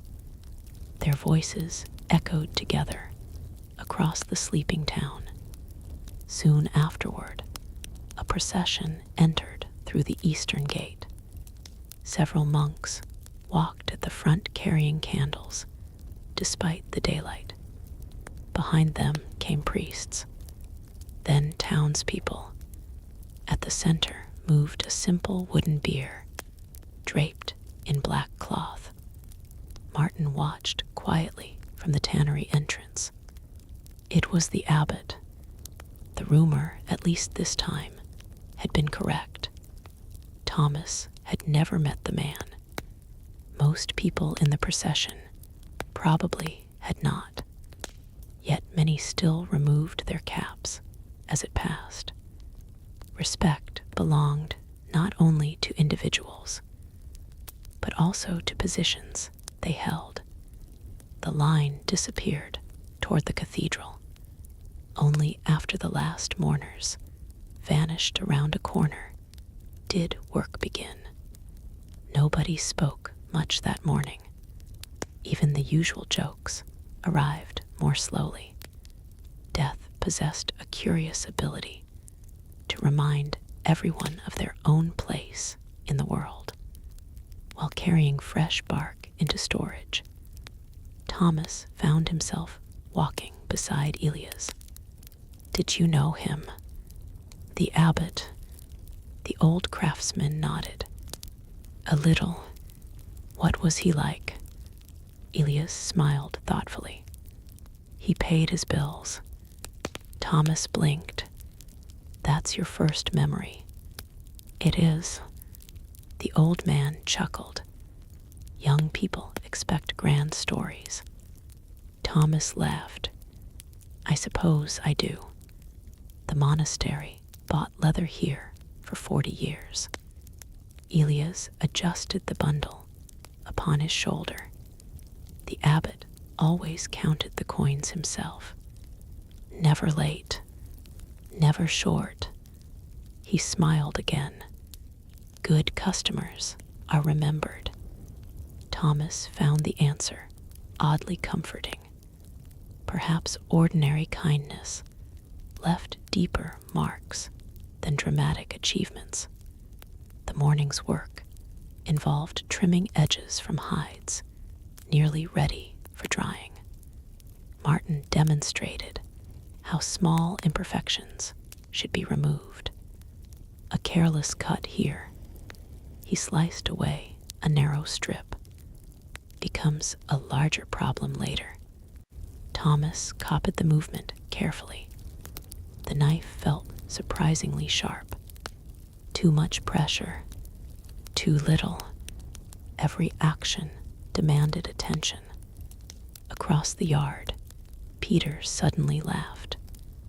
Not loudly, just enough to make several workers glance over. A young apprentice had dropped an entire bundle of oak bark into one of the shallow rinsing pools. The boy stared in horror.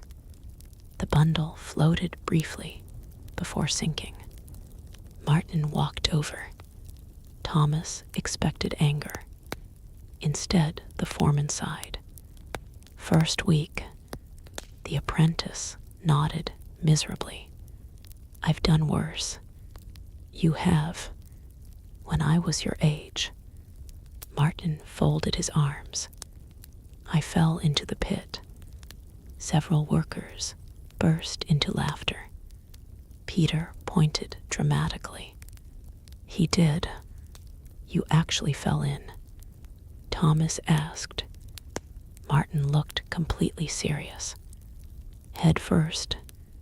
Now everyone laughed. Even the apprentice managed a nervous smile. "What happened?" Martin shrugged. "My mother refused to let me inside the house." More laughter. For 3 days, Thomas found it difficult to picture the confident foreman as an embarrassed boy climbing from a tanning pit. The image somehow made him seem more approachable. Work resumed with lighter spirits. Stories, Thomas noticed, often served the same purpose as bread. They gave people enough comfort to continue another day. By midday, the cathedral bells rang again, this time with a brighter rhythm. Thomas looked up instinctively. Elias noticed. Not mourning now. What is it? The funeral mass has ended. You can tell all that. The old man smiled. I've had 70 years to listen. Thomas supposed that helped. During the meal break, several workers wandered toward the edge of the yard, where sunlight reached a dry patch of grass. Hugo stretched his aching back. Peter removed one boot to rub a sore foot. Thomas sat beside them. After several quiet moments, Peter looked toward him, still planning to stay. Thomas considered the question. I think so. You think? Thomas smiled. My body hasn't decided yet. Peter laughed. Your body never decides. What does? Your stomach. Everyone chuckled.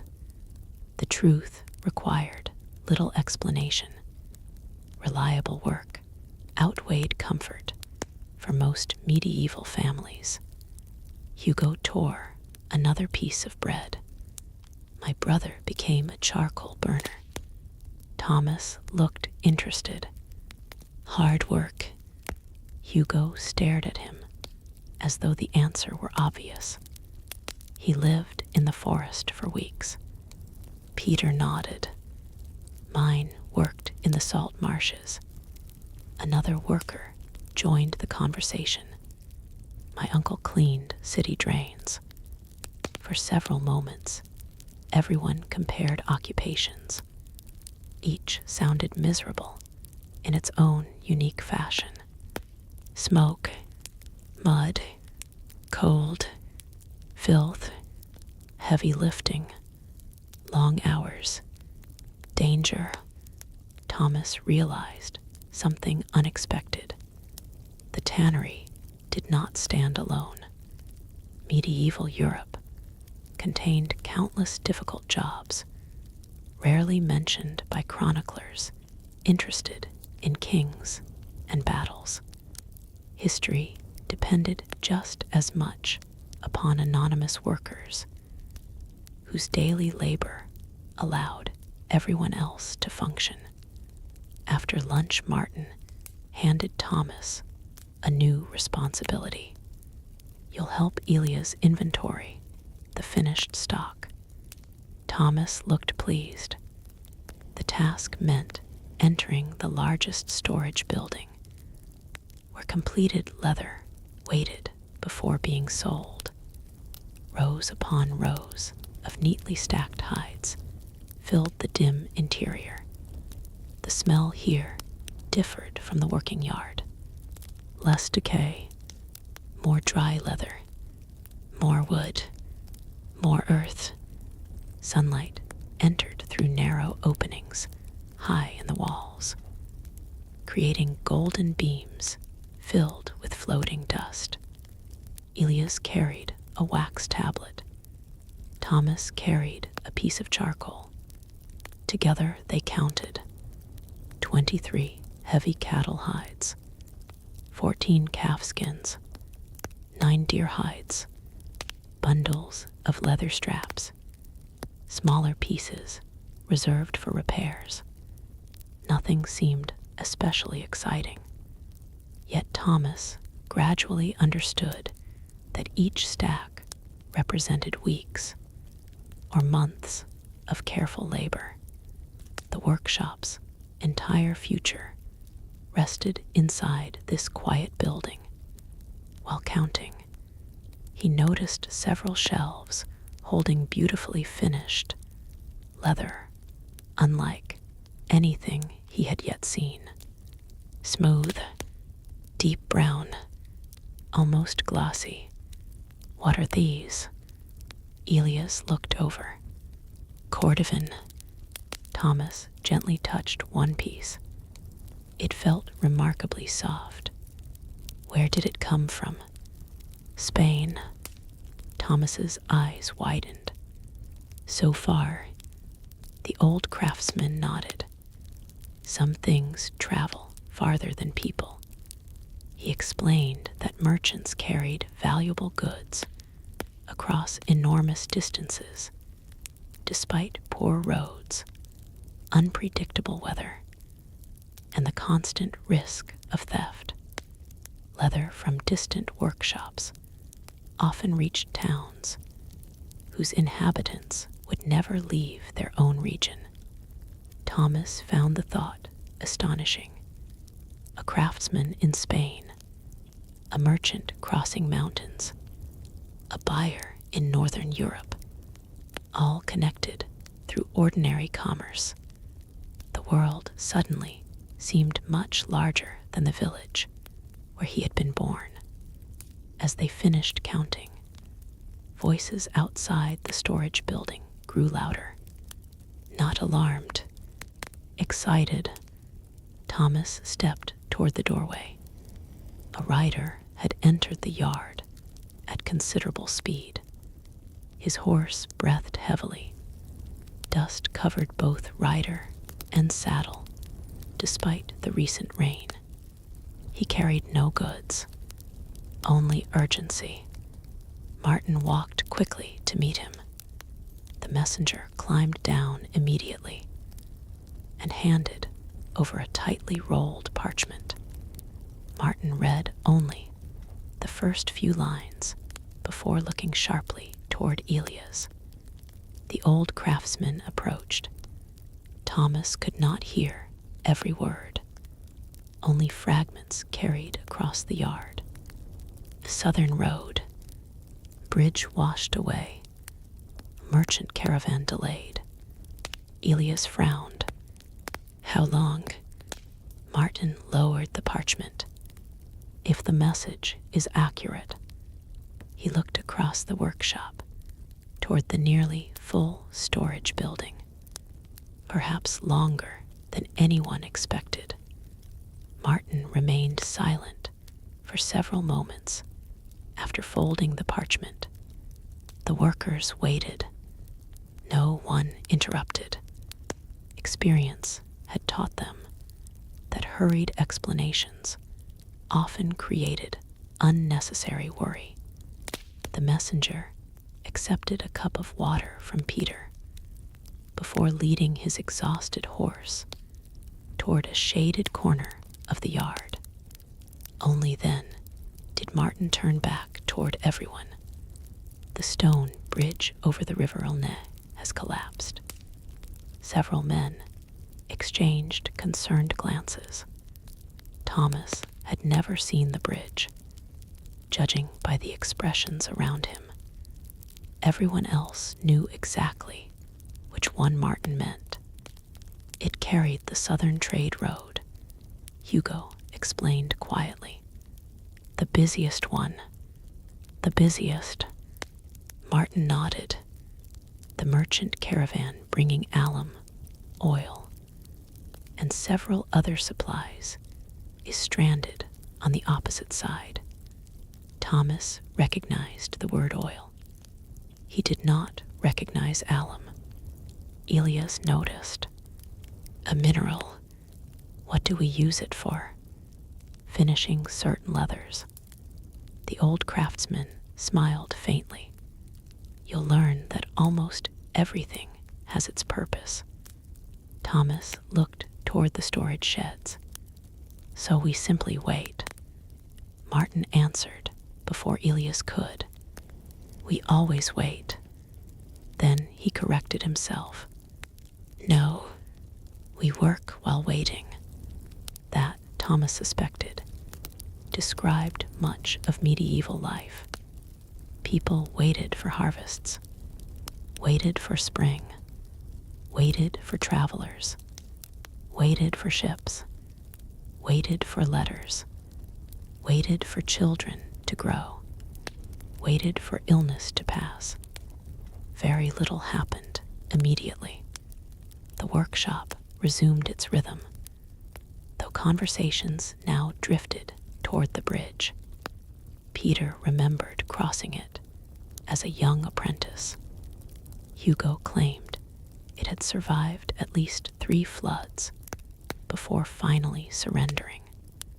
One worker insisted poor repairs were to blame. Another blamed unusually heavy rains. Nobody truly knew. The bridge had fallen. That was enough. Its cause mattered less than its consequences. During the afternoon, Martin adjusted the schedule. Without fresh supplies arriving, certain finishing processes would have to be delayed. Instead, everyone focused on tasks requiring materials already on hand. Thomas spent several hours helping Peter scrape and trim hides that had completed months in the tanning pits. The work demanded care rather than speed. Finished leather could still be ruined through careless handling. Peter ran his fingertips over one hide. "Feel that?" Thomas copied him. "It feels smoother." "Exactly." Peter smiled. "That one stayed in the pit almost 11 months. Thomas looked surprised. "Almost a year." Peter nodded. "Long enough for a child to learn walking."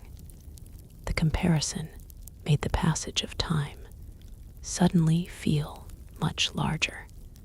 While kingdoms argued over borders and kings planned campaigns, somewhere beneath the quiet surface of dark tanning pits, leather slowly changed one day at a time. History often rushed through years. Real life rarely did. As the sun climbed higher, Thomas noticed a familiar figure entering through the gate. It was the same young bread delivery boy who had visited earlier in the week. Today, however, he carried no basket. Instead, he held a small bundle wrapped carefully in cloth. He walked directly toward Peter. "My grandmother sent this." Peter accepted it with obvious curiosity. Inside lay a pair of thick wool gloves, not new, carefully mended. The fingers had been reinforced with additional patches. Peter smiled warmly. "Tell her they're perfect." The boy nodded. "She said your old pair looked colder than your hands." Several workers laughed. Peter slipped them on immediately. "They fit." Thomas watched the exchange quietly. Nothing expensive had changed hands, just repaired gloves. Yet the gesture seemed to brighten Peter's entire afternoon. Small kindnesses carried surprising weight in difficult lives. When the boy had gone, Thomas asked, "Your wife made those?" Peter's expression softened. "My wife died 6 winters ago." Thomas immediately regretted the question. "I'm sorry." Peter shook his head gently. "My mother." Thomas blinked. "Your mother?" 90 if she's a day. Peter flexed the repaired gloves proudly. "Still complains that I don't dress warmly enough." The workers chuckled. Hugo smiled. Some things never change. Thomas found himself smiling too. No matter the century, mothers apparently remained mothers. Toward late afternoon, Martin asked Thomas to accompany him into the counting room. It was a narrow chamber containing shelves, ledgers, wax tablets, scales, and a sturdy wooden chest secured with a heavy iron lock. Thomas had entered only once before. Martin unrolled several pieces of parchment. "You can read." Thomas lowered his eyes. "No, neither can I." The answer surprised him. Martin noticed. "You expected a master craftsman to read." "I suppose." The foreman shrugged. "My son can." Thomas looked up again. "He teaches me a little." Martin smiled, almost sheepishly. Very slowly, Thomas realized how easily modern assumptions disappeared inside the medieval world. A man could oversee dozens of workers, negotiate with merchants, judge leather worth considerable sums, and still depend upon others to read formal documents. Skill existed in many forms. Literacy was only one of them. Martin pointed toward rows of symbols carved into a wax tablet. "I remember numbers." Thomas examined the markings. "They look complicated. They're easier than they appear." Martin demonstrated how deliveries, wages, and sales were recorded. Most information relied upon memory, supported by simple marks, rather than lengthy written accounts. Thomas listened carefully. The workshop, he discovered, depended not only upon craftsmanship, but also careful organization. A forgotten order, a misplaced payment, a missed delivery, any one of them could create problems lasting months. Outside, a dog barked repeatedly. Moments later, another answered from somewhere beyond the walls. Thomas looked toward the doorway. Martin smiled. Visitors. Indeed, within minutes, 2 farmers entered, leading a weary ox. The animal limped noticeably. One horn had been broken years before. Gray hairs covered much of its face. Thomas guessed it had spent many seasons pulling plows. The farmers removed their caps respectfully. Martin greeted them. "You've come a long way. Nearly 2 days." One farmer gently stroked the ox's neck. "It can't work anymore." Thomas suddenly understood. The visit had little to do with leather. Not yet. The farmers hoped to sell the aging animal before it died naturally. An ox represented enormous value during its working years. Once too old for the fields, families tried recovering whatever worth remained. Martin examined the animal with experienced eyes. He checked its shoulders, its hooves, its teeth. Finally, he nodded. "I'll offer a fair price." Negotiations remained friendly. Neither side attempted dramatic bargaining. Both understood the animal's condition. Eventually, hands were shaken. The farmers accepted payment. Before leaving, one of them rested his forehead briefly against the ox's face. No words, just a quiet farewell. Thomas watched silently. "You've seen that before?" he asked Elias later. "Many times. They cared about it." "Of course." The old craftsman sounded almost surprised by the question. That ox probably fed their family for 15 years. Thomas looked toward the animal now resting peacefully in a small enclosure. People often imagined medieval farmers treating livestock merely as property. Reality appeared more complicated. Animals represented work, food, security, companionship during long days in lonely fields.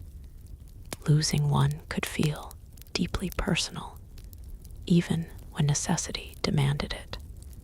That evening, while cleaning tools, Thomas found himself working beside Hugo again. The older man looked unusually thoughtful. "What are you thinking about?"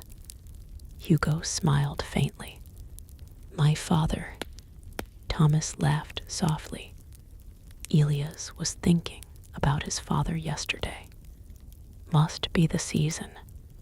They continued working for a few moments before Hugo spoke again. "When I was little," he carefully wiped a blade clean, "I thought grown men understood everything." Thomas looked interested. "And now, I've discovered we're mostly guessing." Thomas smiled. "Martin doesn't seem to guess." "Oh, he does." Hugo laughed. "He simply guesses more carefully." The remark stayed with Thomas. Confidence often looked like certainty from a distance. Perhaps it was really experience making better guesses. The next morning began unusually quietly. A thin mist covered the yard. Every sound seemed softer. Workers appeared gradually through the fog, carrying bundles of tools across their shoulders. The tannery emerged piece by piece as the sun slowly climbed. Thomas had started recognizing people by the rhythm of their footsteps before he clearly saw their faces. Peter always whistled. Hugo cleared his throat twice. Martin walked quickly. Elias moved slowly enough that the mist seemed reluctant to leave him. Routine had become familiar, comfortingly so. Thomas no longer wondered what each day might bring. There would be hides. There would be scraping. There would be lifting. There would be conversation. There would be bread. The work remained difficult, yet uncertainty had begun fatting.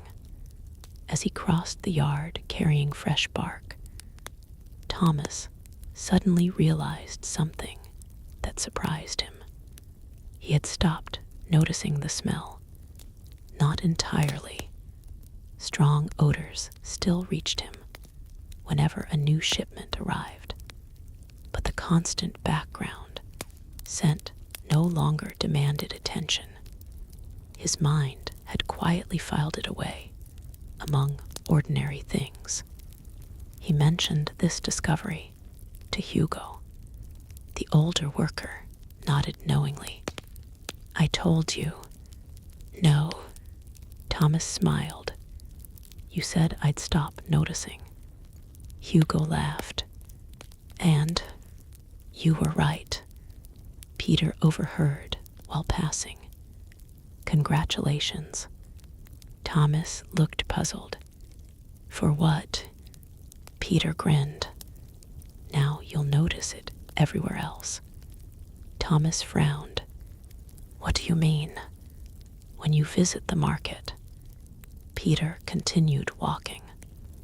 "Everyone else will smell the tannery before they smell themselves." Several workers laughed. Thomas hoped they were exaggerating. Judging by their expressions, they probably were not. Near midday, a rider appeared on the northern road. Unlike yesterday's messenger, this horse moved at an easy pace.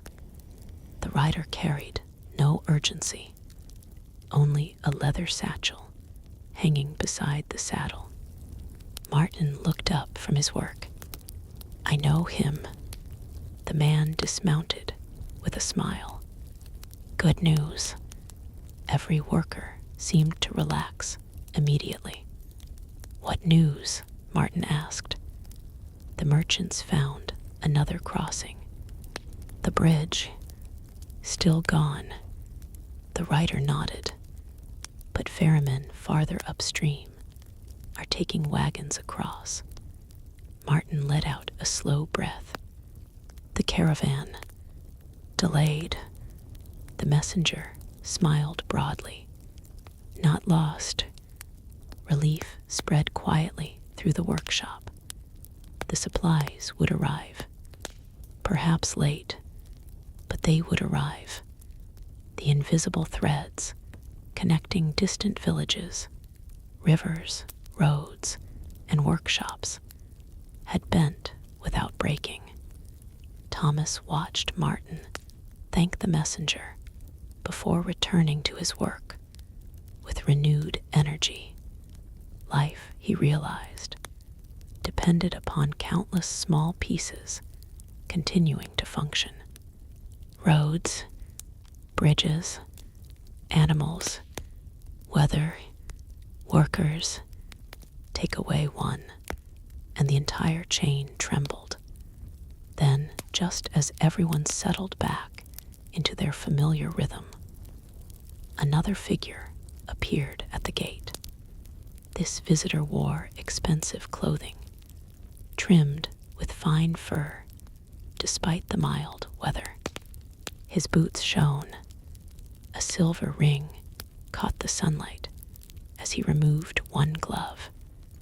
Martin's expression immediately became more formal. Even Elia's straightened slightly. Thomas quietly asked Peter, "Who is he?" Peter kept his eyes fixed on the newcomer. The guild inspector. The laughter that had lingered after the messenger's good news disappeared almost immediately. Even the workers who had continued scraping hides slowed their movements. No one stopped. They simply became more careful. The well-dressed visitor entered the yard without haste, as though entirely accustomed to people waiting for him. His cloak was dark blue, trimmed with fur at the collar, despite the pleasant weather. A leather satchel rested beneath one arm, and hanging from his belt was a small brass seal used for official documents. He looked around the workshop before saying a single word. His eyes paused briefly on the drying racks, then the vats, then the stacks of oak bark. Finally, they settled upon Martin. Master Martin, Master Robert. The two men shook hands politely. Thomas noticed something interesting. Martin greeted merchants warmly. He greeted workers like old companions, but this greeting carried measured caution, not fear, respect mixed with careful attention. Robert removed a pair of gloves made from remarkably soft leather. Thomas found himself wondering whether they had been produced in a workshop much like this one. Perhaps another young laborer had spent months preparing the hides. Perhaps another Elias had inspected every piece before it reached the hands of a skilled glove maker. The thought made the object seem strangely personal. "I'll not keep you from your work longer than necessary," Robert said. "Routine inspection." Martin nodded. As expected, guild inspections happened without much warning. That, Thomas would soon learn, was the entire point. The tanning guild existed partly to protect its members. It negotiated prices, settled disagreements, trained apprentices, maintained standards, yet it also possessed authority to inspect workshops, ensuring poor quality leather did not damage the reputation of every tanner in the town. A single dishonest craftsman could affect everyone's business. Reputation traveled surprisingly quickly along medieval trade routes. Robert opened his satchel. Inside rested several small measuring tools, a wax tablet, pieces of chalk, and a narrow knife polished until it reflected sunlight. He began with the finished leather. One hide after another was unrolled across a broad table. He examined surfaces carefully, bent corners, pressed with his thumb, measured thickness. Occasionally, he trimmed away a tiny sliver from an edge to examine the fibers inside. Thomas watched with fascination. The inspector barely spoke. His hands did most of the questioning. After nearly half an hour, Robert finally nodded. Good grain. Martin relaxed slightly, but the inspector lifted another hide. This edge dried unevenly. Martin stepped closer. He examined the spot. A faint line ran along one corner, barely visible. Thomas had never noticed it. Neither had most of the workers. Martin sighed. I should have caught that. Robert made a small mark upon his wax tablet. It won't ruin the hide. He looked toward Thomas, who still stood nearby observing. But if every workshop allowed little mistakes, he gestured toward the leather. Those little mistakes would eventually become the town's reputation. Thomas understood. Quality did not disappear all at once. It faded one overlooked detail at a time. The inspection continued. Robert moved methodically through the storage building. He counted hides, compared inventory against Martin's records, examined bark supplies, even looked inside several tanning pits. Nothing escaped his attention. At one point, he crouched beside a vat for so long that Thomas wondered what he could possibly be studying. Finally, the inspector stood again. Too much bark settled at the bottom. Martin glanced toward Hugo. We'll stir it again. Hugo nodded immediately. No excuses. Simply correction. During the midday meal, Robert accepted Martin's invitation to share bread and cheese beneath the shelter. To Thomas's surprise, the inspector proved far friendlier than his serious expression suggested. Peter offered him an onion. Robert accepted gratefully. I've eaten worse. Peter laughed. So have we. The conversation drifted toward trade. Robert had recently returned from visiting several neighboring towns. He spoke of roads washed out by rain, of a mill destroyed by fire, of vineyards producing smaller harvests after an unusually cool spring. Thomas listened intently. Each story reminded him how connected distant communities really were. A failed harvest hundreds of miles away might eventually influence leather prices here. A bridge collapse delayed supplies. Poor weather reduced bark collection. Nothing happened entirely alone. Robert noticed Thomas paying close attention. You're new. Yes. How long? A few days. The inspector smiled, and already listening more than speaking. Thomas looked embarrassed. My father always said listening costs nothing. Robert nodded approvingly.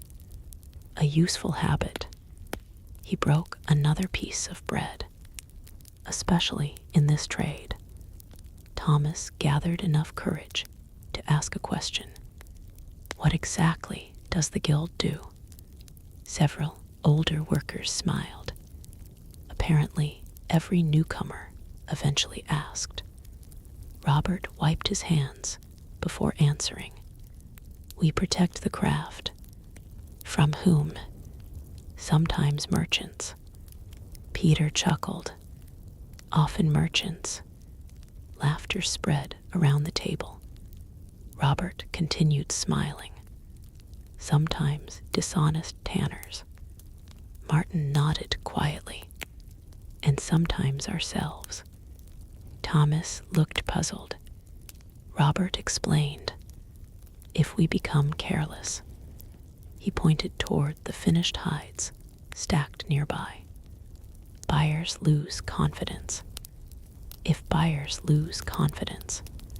He spread his hands. Everyone suffers. Thomas found the idea surprisingly modern.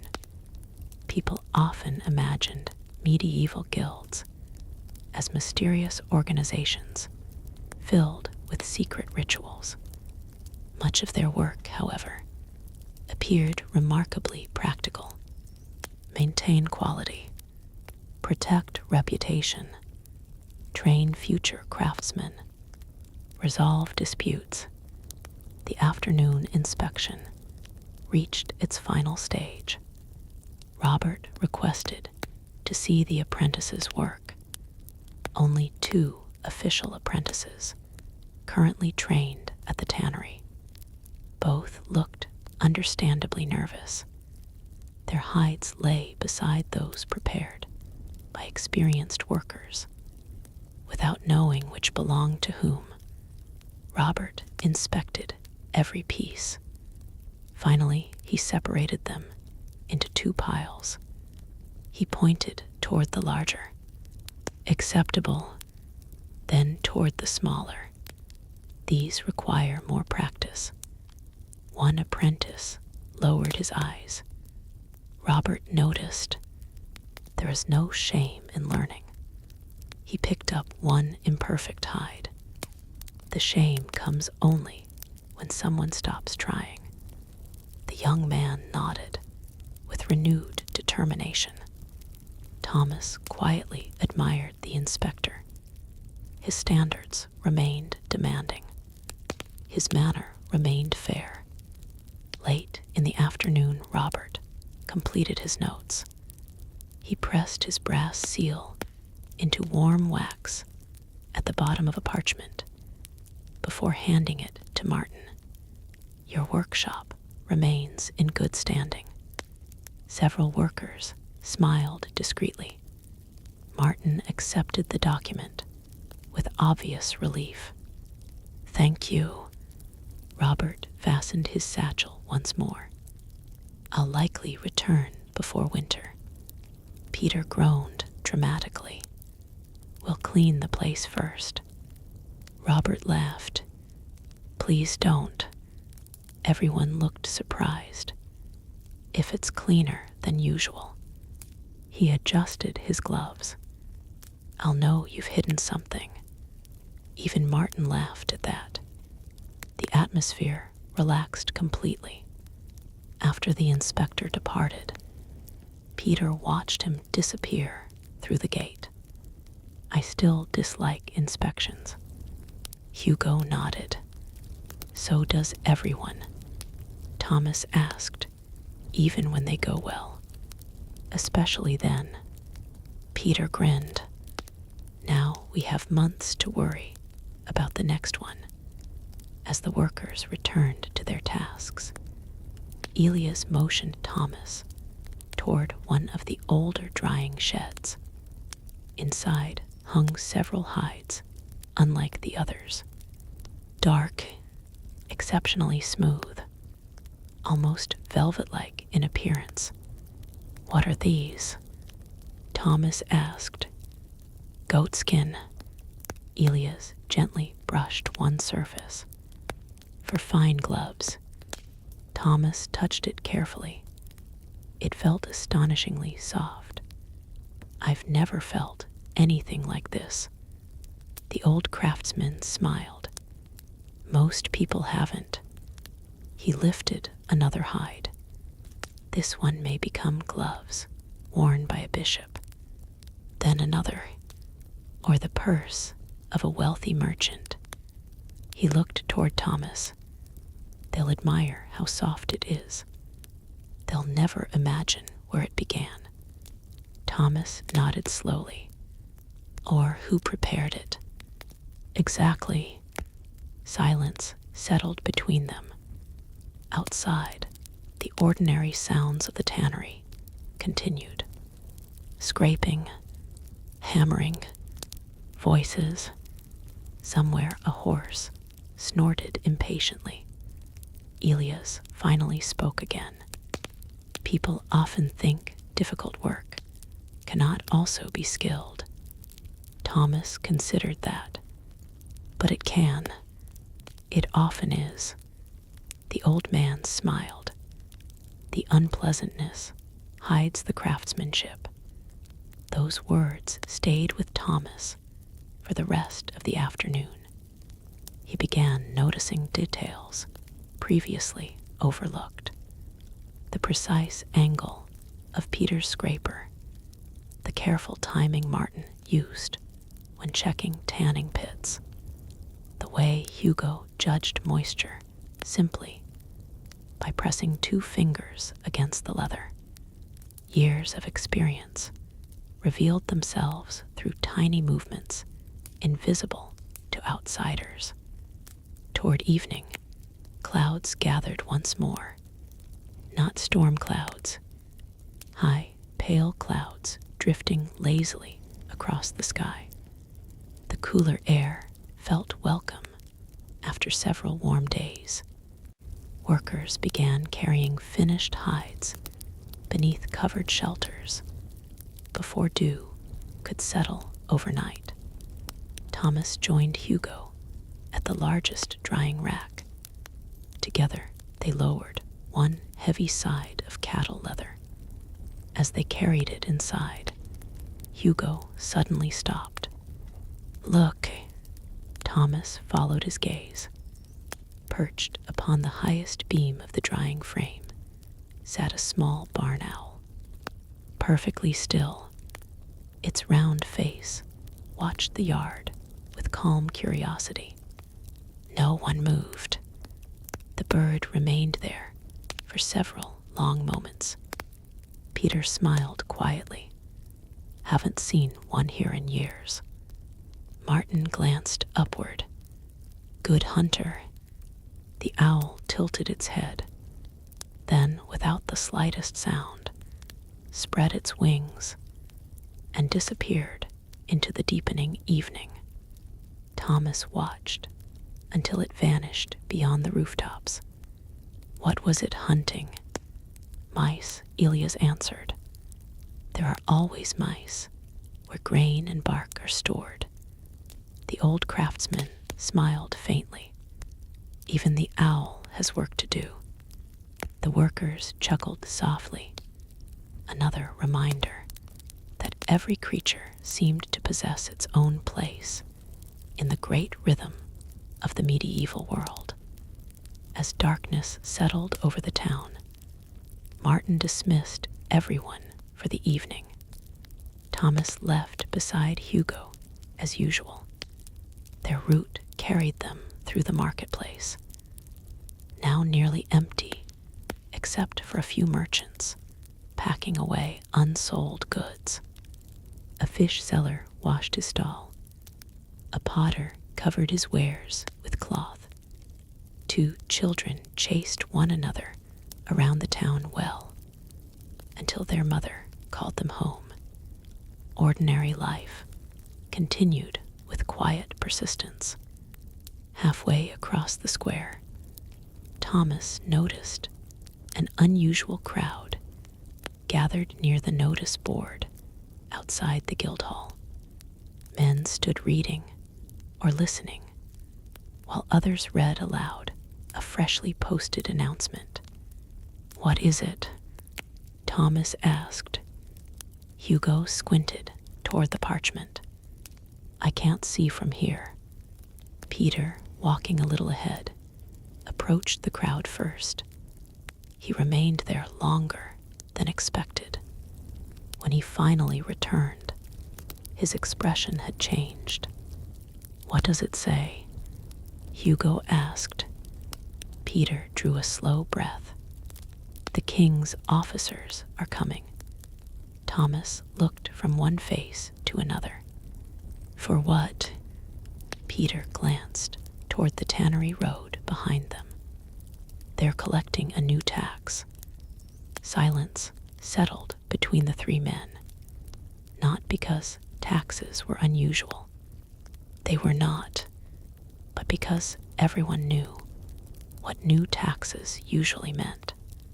Somewhere, someone with power had suddenly decided that ordinary working people would have to carry a little more weight. Peter's words followed them all the way back to the lodging house. No one spoke for several streets. The evening air had cooled noticeably, carrying the scent of damp earth from fields beyond the walls. Shopkeepers closed shutters one by one. A blacksmith's final hammer blows echoed briefly before his forge also fell silent. Life looked exactly as it had yesterday, yet the announcement had changed something invisible. People worried differently when uncertainty arrived carrying an official seal. Inside the lodging house, the fire already burned brightly.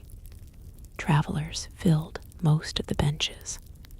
The usual mixture of merchants, laborers, pilgrims, and wagon drivers spoke more quietly than normal. Thomas noticed several conversations, stopping as newcomers entered. News traveled remarkably fast. The innkeeper looked up from drawing ale. "You've heard?" Peter nodded. "So it's true. So it seems." The older man wiped his hands on a cloth. They nailed the notice outside the Guildhall before sunset. A merchant sitting nearby joined the conversation. "They're saying the collectors arrive next week." Another traveler shook his head. "I heard 3 days." A third confidently declared, "Tomorrow." Peter smiled faintly. "Interesting. What is?" 3 men. 3 different answers. Several people laughed, not because the situation amused them, because the observation felt painfully familiar. Reliable information rarely traveled faster than rumor. Thomas quietly carried his bowl of stew toward the far end of the table. Hugo joined him. For several minutes, they ate in comfortable silence. Finally, Thomas asked the question lingering in his thoughts. "Why do taxes frighten everyone so much?" Hugo laid down his spoon. "They don't frighten everyone. No, the wealthy dislike paying." He smiled without bitterness. "The poor wonder how." Thomas slowly nodded. His own family had known that feeling. Every harvest involved counting. Grain for bread, grain for seed, grain owed to the Lord, grain owed to the church. Whatever remained determined whether winter would feel merely long or dangerously hungry. Money followed similar arithmetic. The innkeeper eventually wandered over carrying another loaf of bread.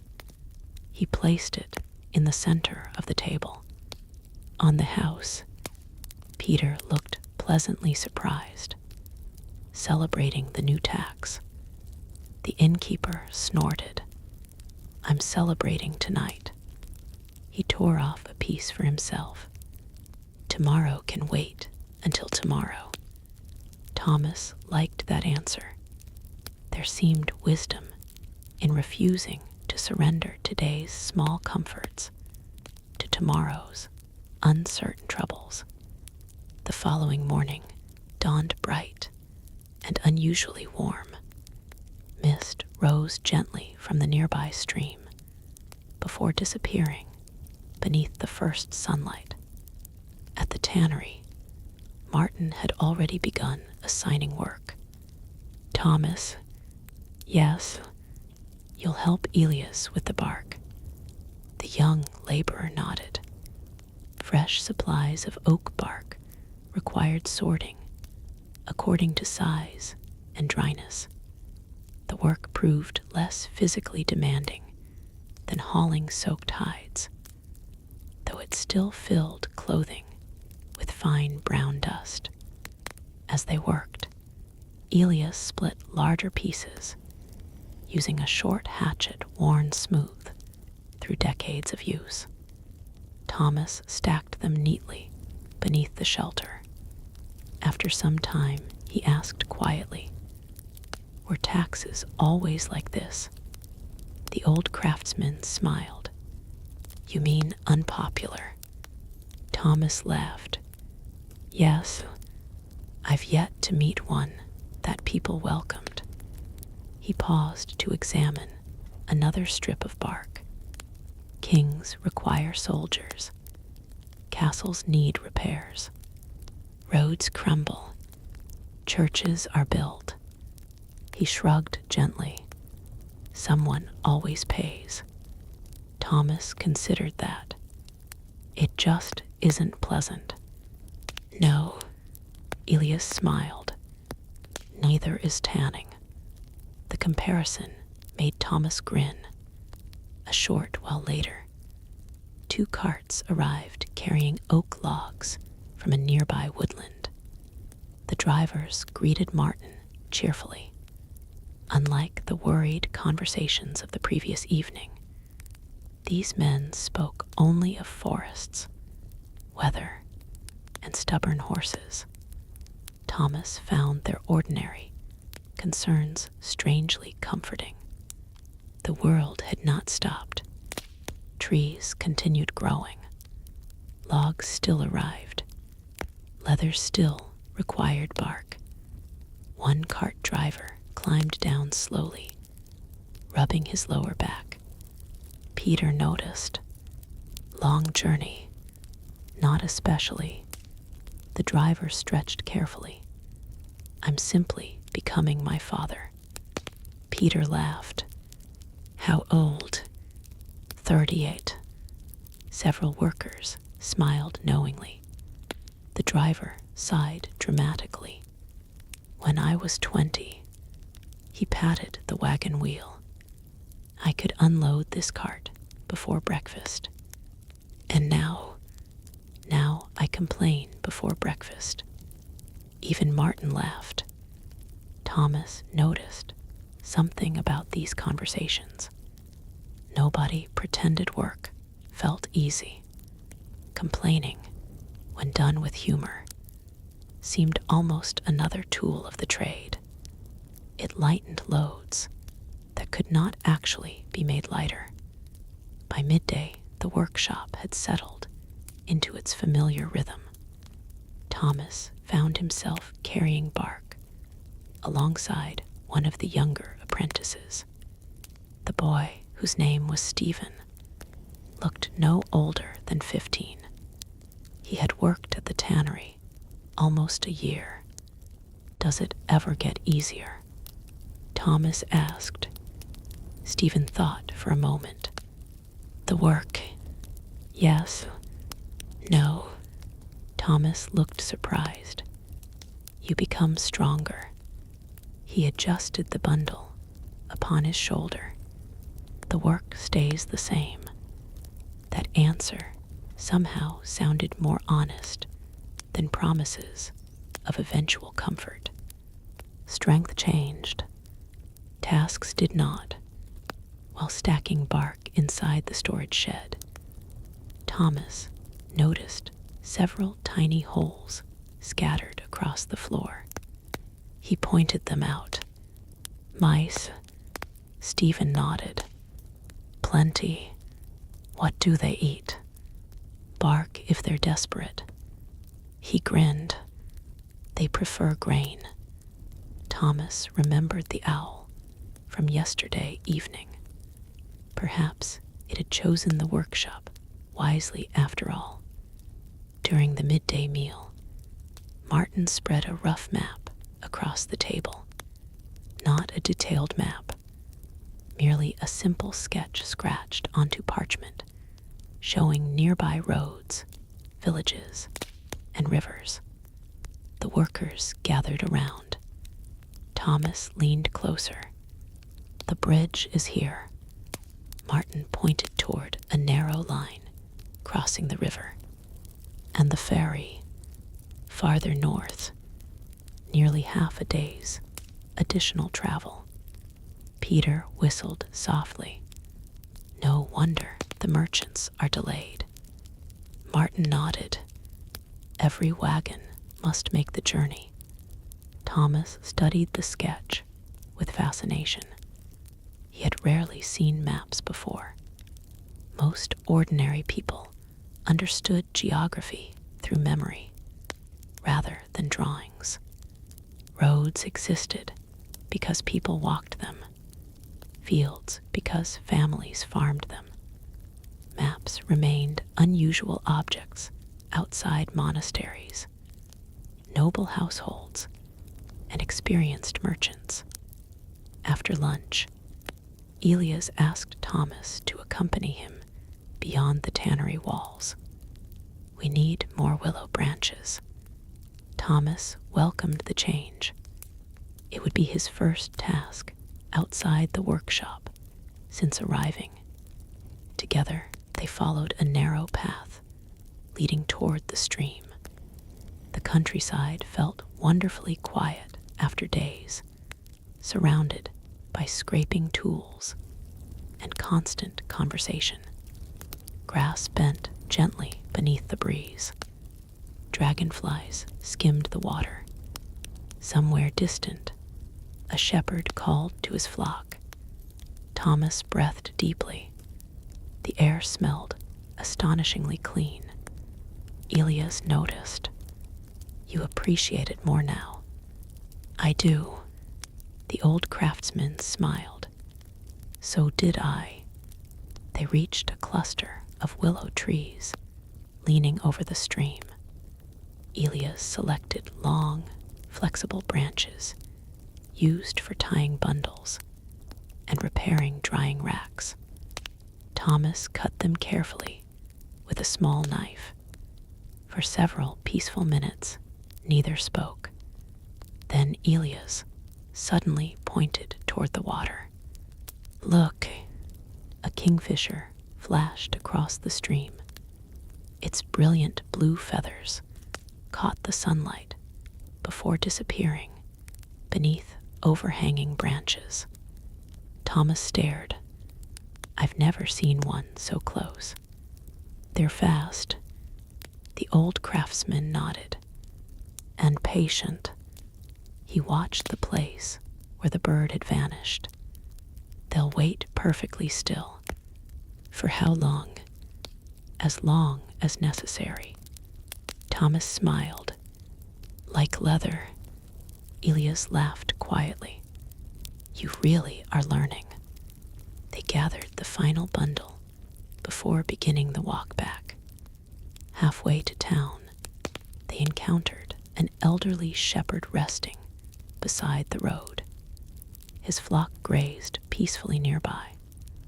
The old man greeted Elias by name. You still making leather? I'm still trying. The shepherd chuckled. I've a grandson now. Elias' face brightened. The little boy who used to chase lambs. The same, already grown. The shepherd nodded. Apprenticed to a cooper. Thomas listened with interest. The conversation wandered naturally through memories spanning decades. Neither man appeared surprised by each other's aging. Time in the medieval world announced itself gradually through grandchildren, gray hair, and aching joints, rather than birthdays carefully celebrated each year. Before leaving, the shepherd handed Elias a small round of fresh cheese wrapped in cloth. For your supper, Elias protested politely. The shepherd insisted. Finally, the gift was accepted. As they resumed walking, Thomas asked, Did you pay him? Elias looked almost offended. No, but the cheese. He owed me. Thomas looked puzzled. For what? The old craftsman smiled. I repaired his harness 20 years ago. Thomas blinked. 20 years. He remembered. The answer lingered in Thomas's thoughts. Modern accounts often described medieval economies through coins and markets. Yet much of everyday life rested upon relationships built slowly across entire lifetimes. A repaired harness, a gift of cheese decades later, debts measured not only in money, but also kindness. When they returned to the workshop, Martin immediately put the willow branches to use repairing one of the older drying frames. Nothing was wasted. Not bark, not rope, not wood. Even worn leather scraps found new purposes. The afternoon slipped by peacefully. No unexpected visitors. No alarming messages. Only ordinary work. Thomas almost welcomed the uneventful hours. Toward sunset, however, a small group approached the tannery gate. Not merchants, not nobles, children, 5 of them, their oldest perhaps 12, their youngest no more than 6. Each carried a wooden bucket. Thomas looked toward Peter. What are they doing? Peter smiled knowingly. They've come collecting. Collecting what? The answer arrived almost immediately. The children began visiting nearby houses, one by one. Residents emerged carrying chamber pots. One by one, the contents were emptied into the buckets. Thomas suddenly remembered Martin's explanation from his very first day. Human urine, essential for preparing hides. The youngest child wrinkled his nose dramatically. His older sister laughed. You'll get used to it. Thomas couldn't help smiling. Some lessons, apparently, began remarkably early. After the children had finished, they wheeled the sloshing buckets toward the tannery yard. Martin paid them a few small coins, enough to make the oldest girl's face bright. As they walked away, Thomas watched them disappear around the corner. It struck him that even this unpleasant task formed part of the town's invisible economy. Nothing useful was ignored. Even waste possessed value. when someone understood how to use it.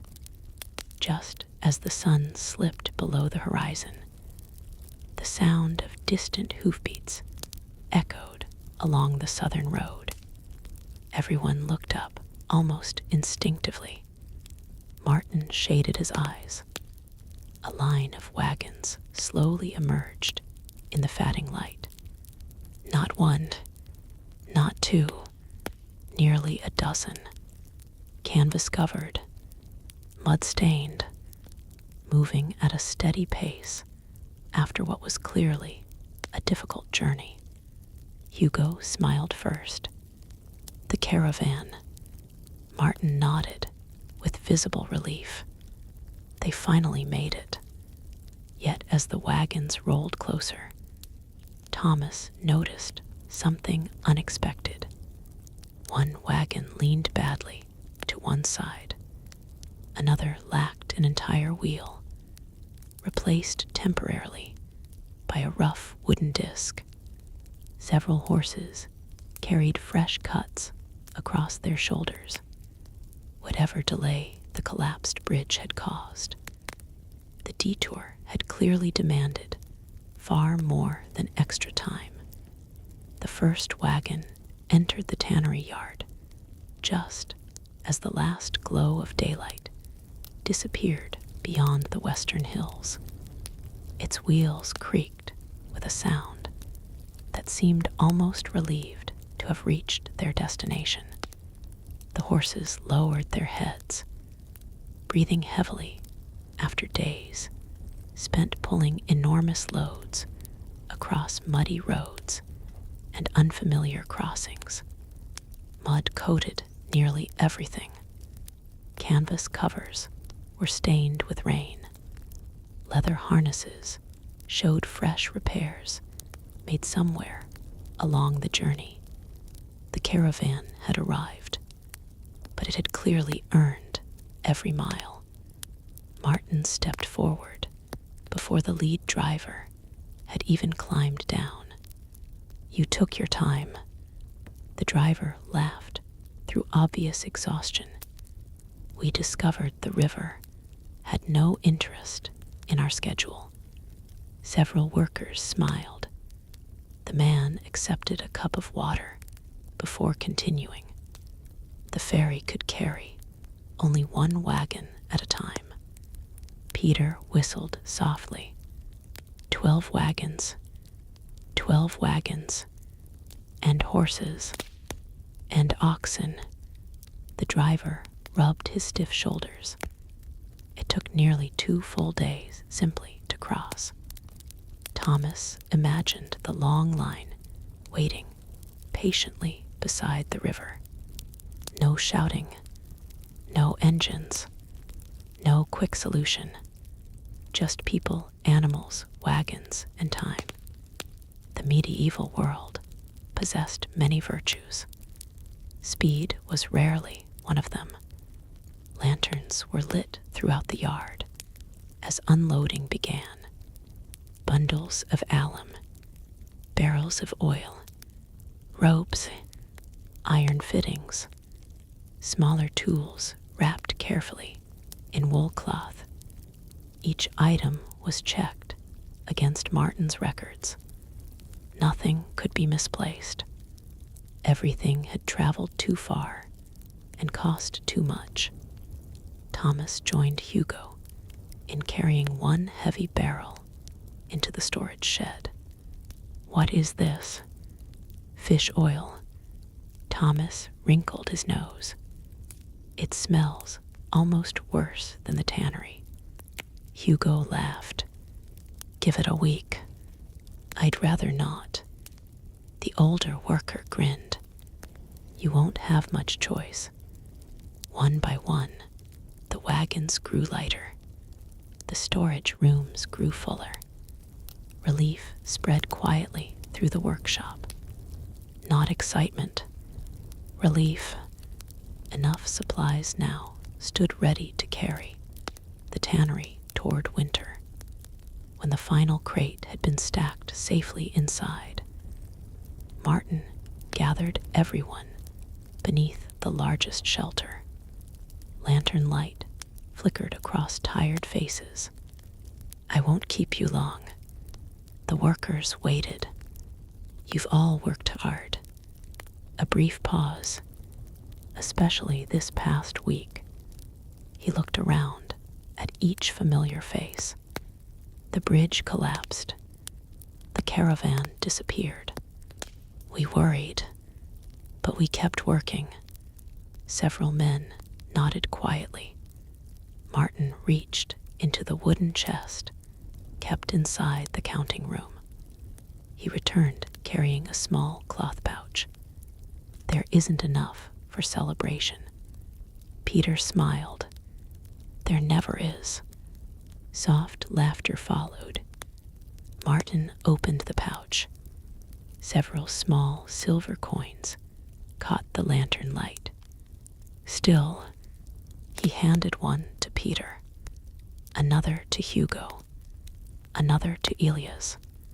One by one, each worker received a modest bonus, not large enough to change anyone's life, large enough to purchase extra bread, perhaps warmer stockings, maybe a little meat before winter.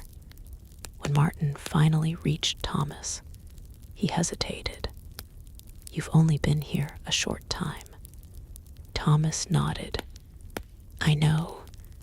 Martin placed a small copper coin into his hand anyway. "You earned it." For a moment, Thomas simply stared at it. The coin was worn smooth around the edges, from passing through countless hands before reaching his own. It was not much, yet it represented something deeper. His first wages, honestly earned in the town. His first small proof that he belonged somewhere. He closed his fingers around it carefully. "Thank you." Martin nodded once. "You'll be back before sunrise." It wasn't a question. Thomas smiled. "I will." The workers slowly dispersed. Some returned home to waiting families. Others, like Thomas, walked toward the lodging house carrying aching muscles and tired smiles. The streets felt peaceful. The marketplace lay almost empty beneath the moonlight. Somewhere a dog barked once before settling again. The cathedral tower stood quietly against a sky filled with stars. Thomas found himself walking beside Elias. Neither hurried. The old craftsman carried his walking stick loosely, tapping it against the cobblestones every few steps. After a long silence, Thomas finally spoke. "When I first arrived," Elias looked toward him, "I thought this would be the worst job imaginable." The old man chuckled. "And now?" Thomas searched for the right words. "It is." Elias laughed warmly. "I appreciate your honesty." Thomas smiled. "The smell is terrible." "True. The work is exhausting." "Also true. My hands hurt.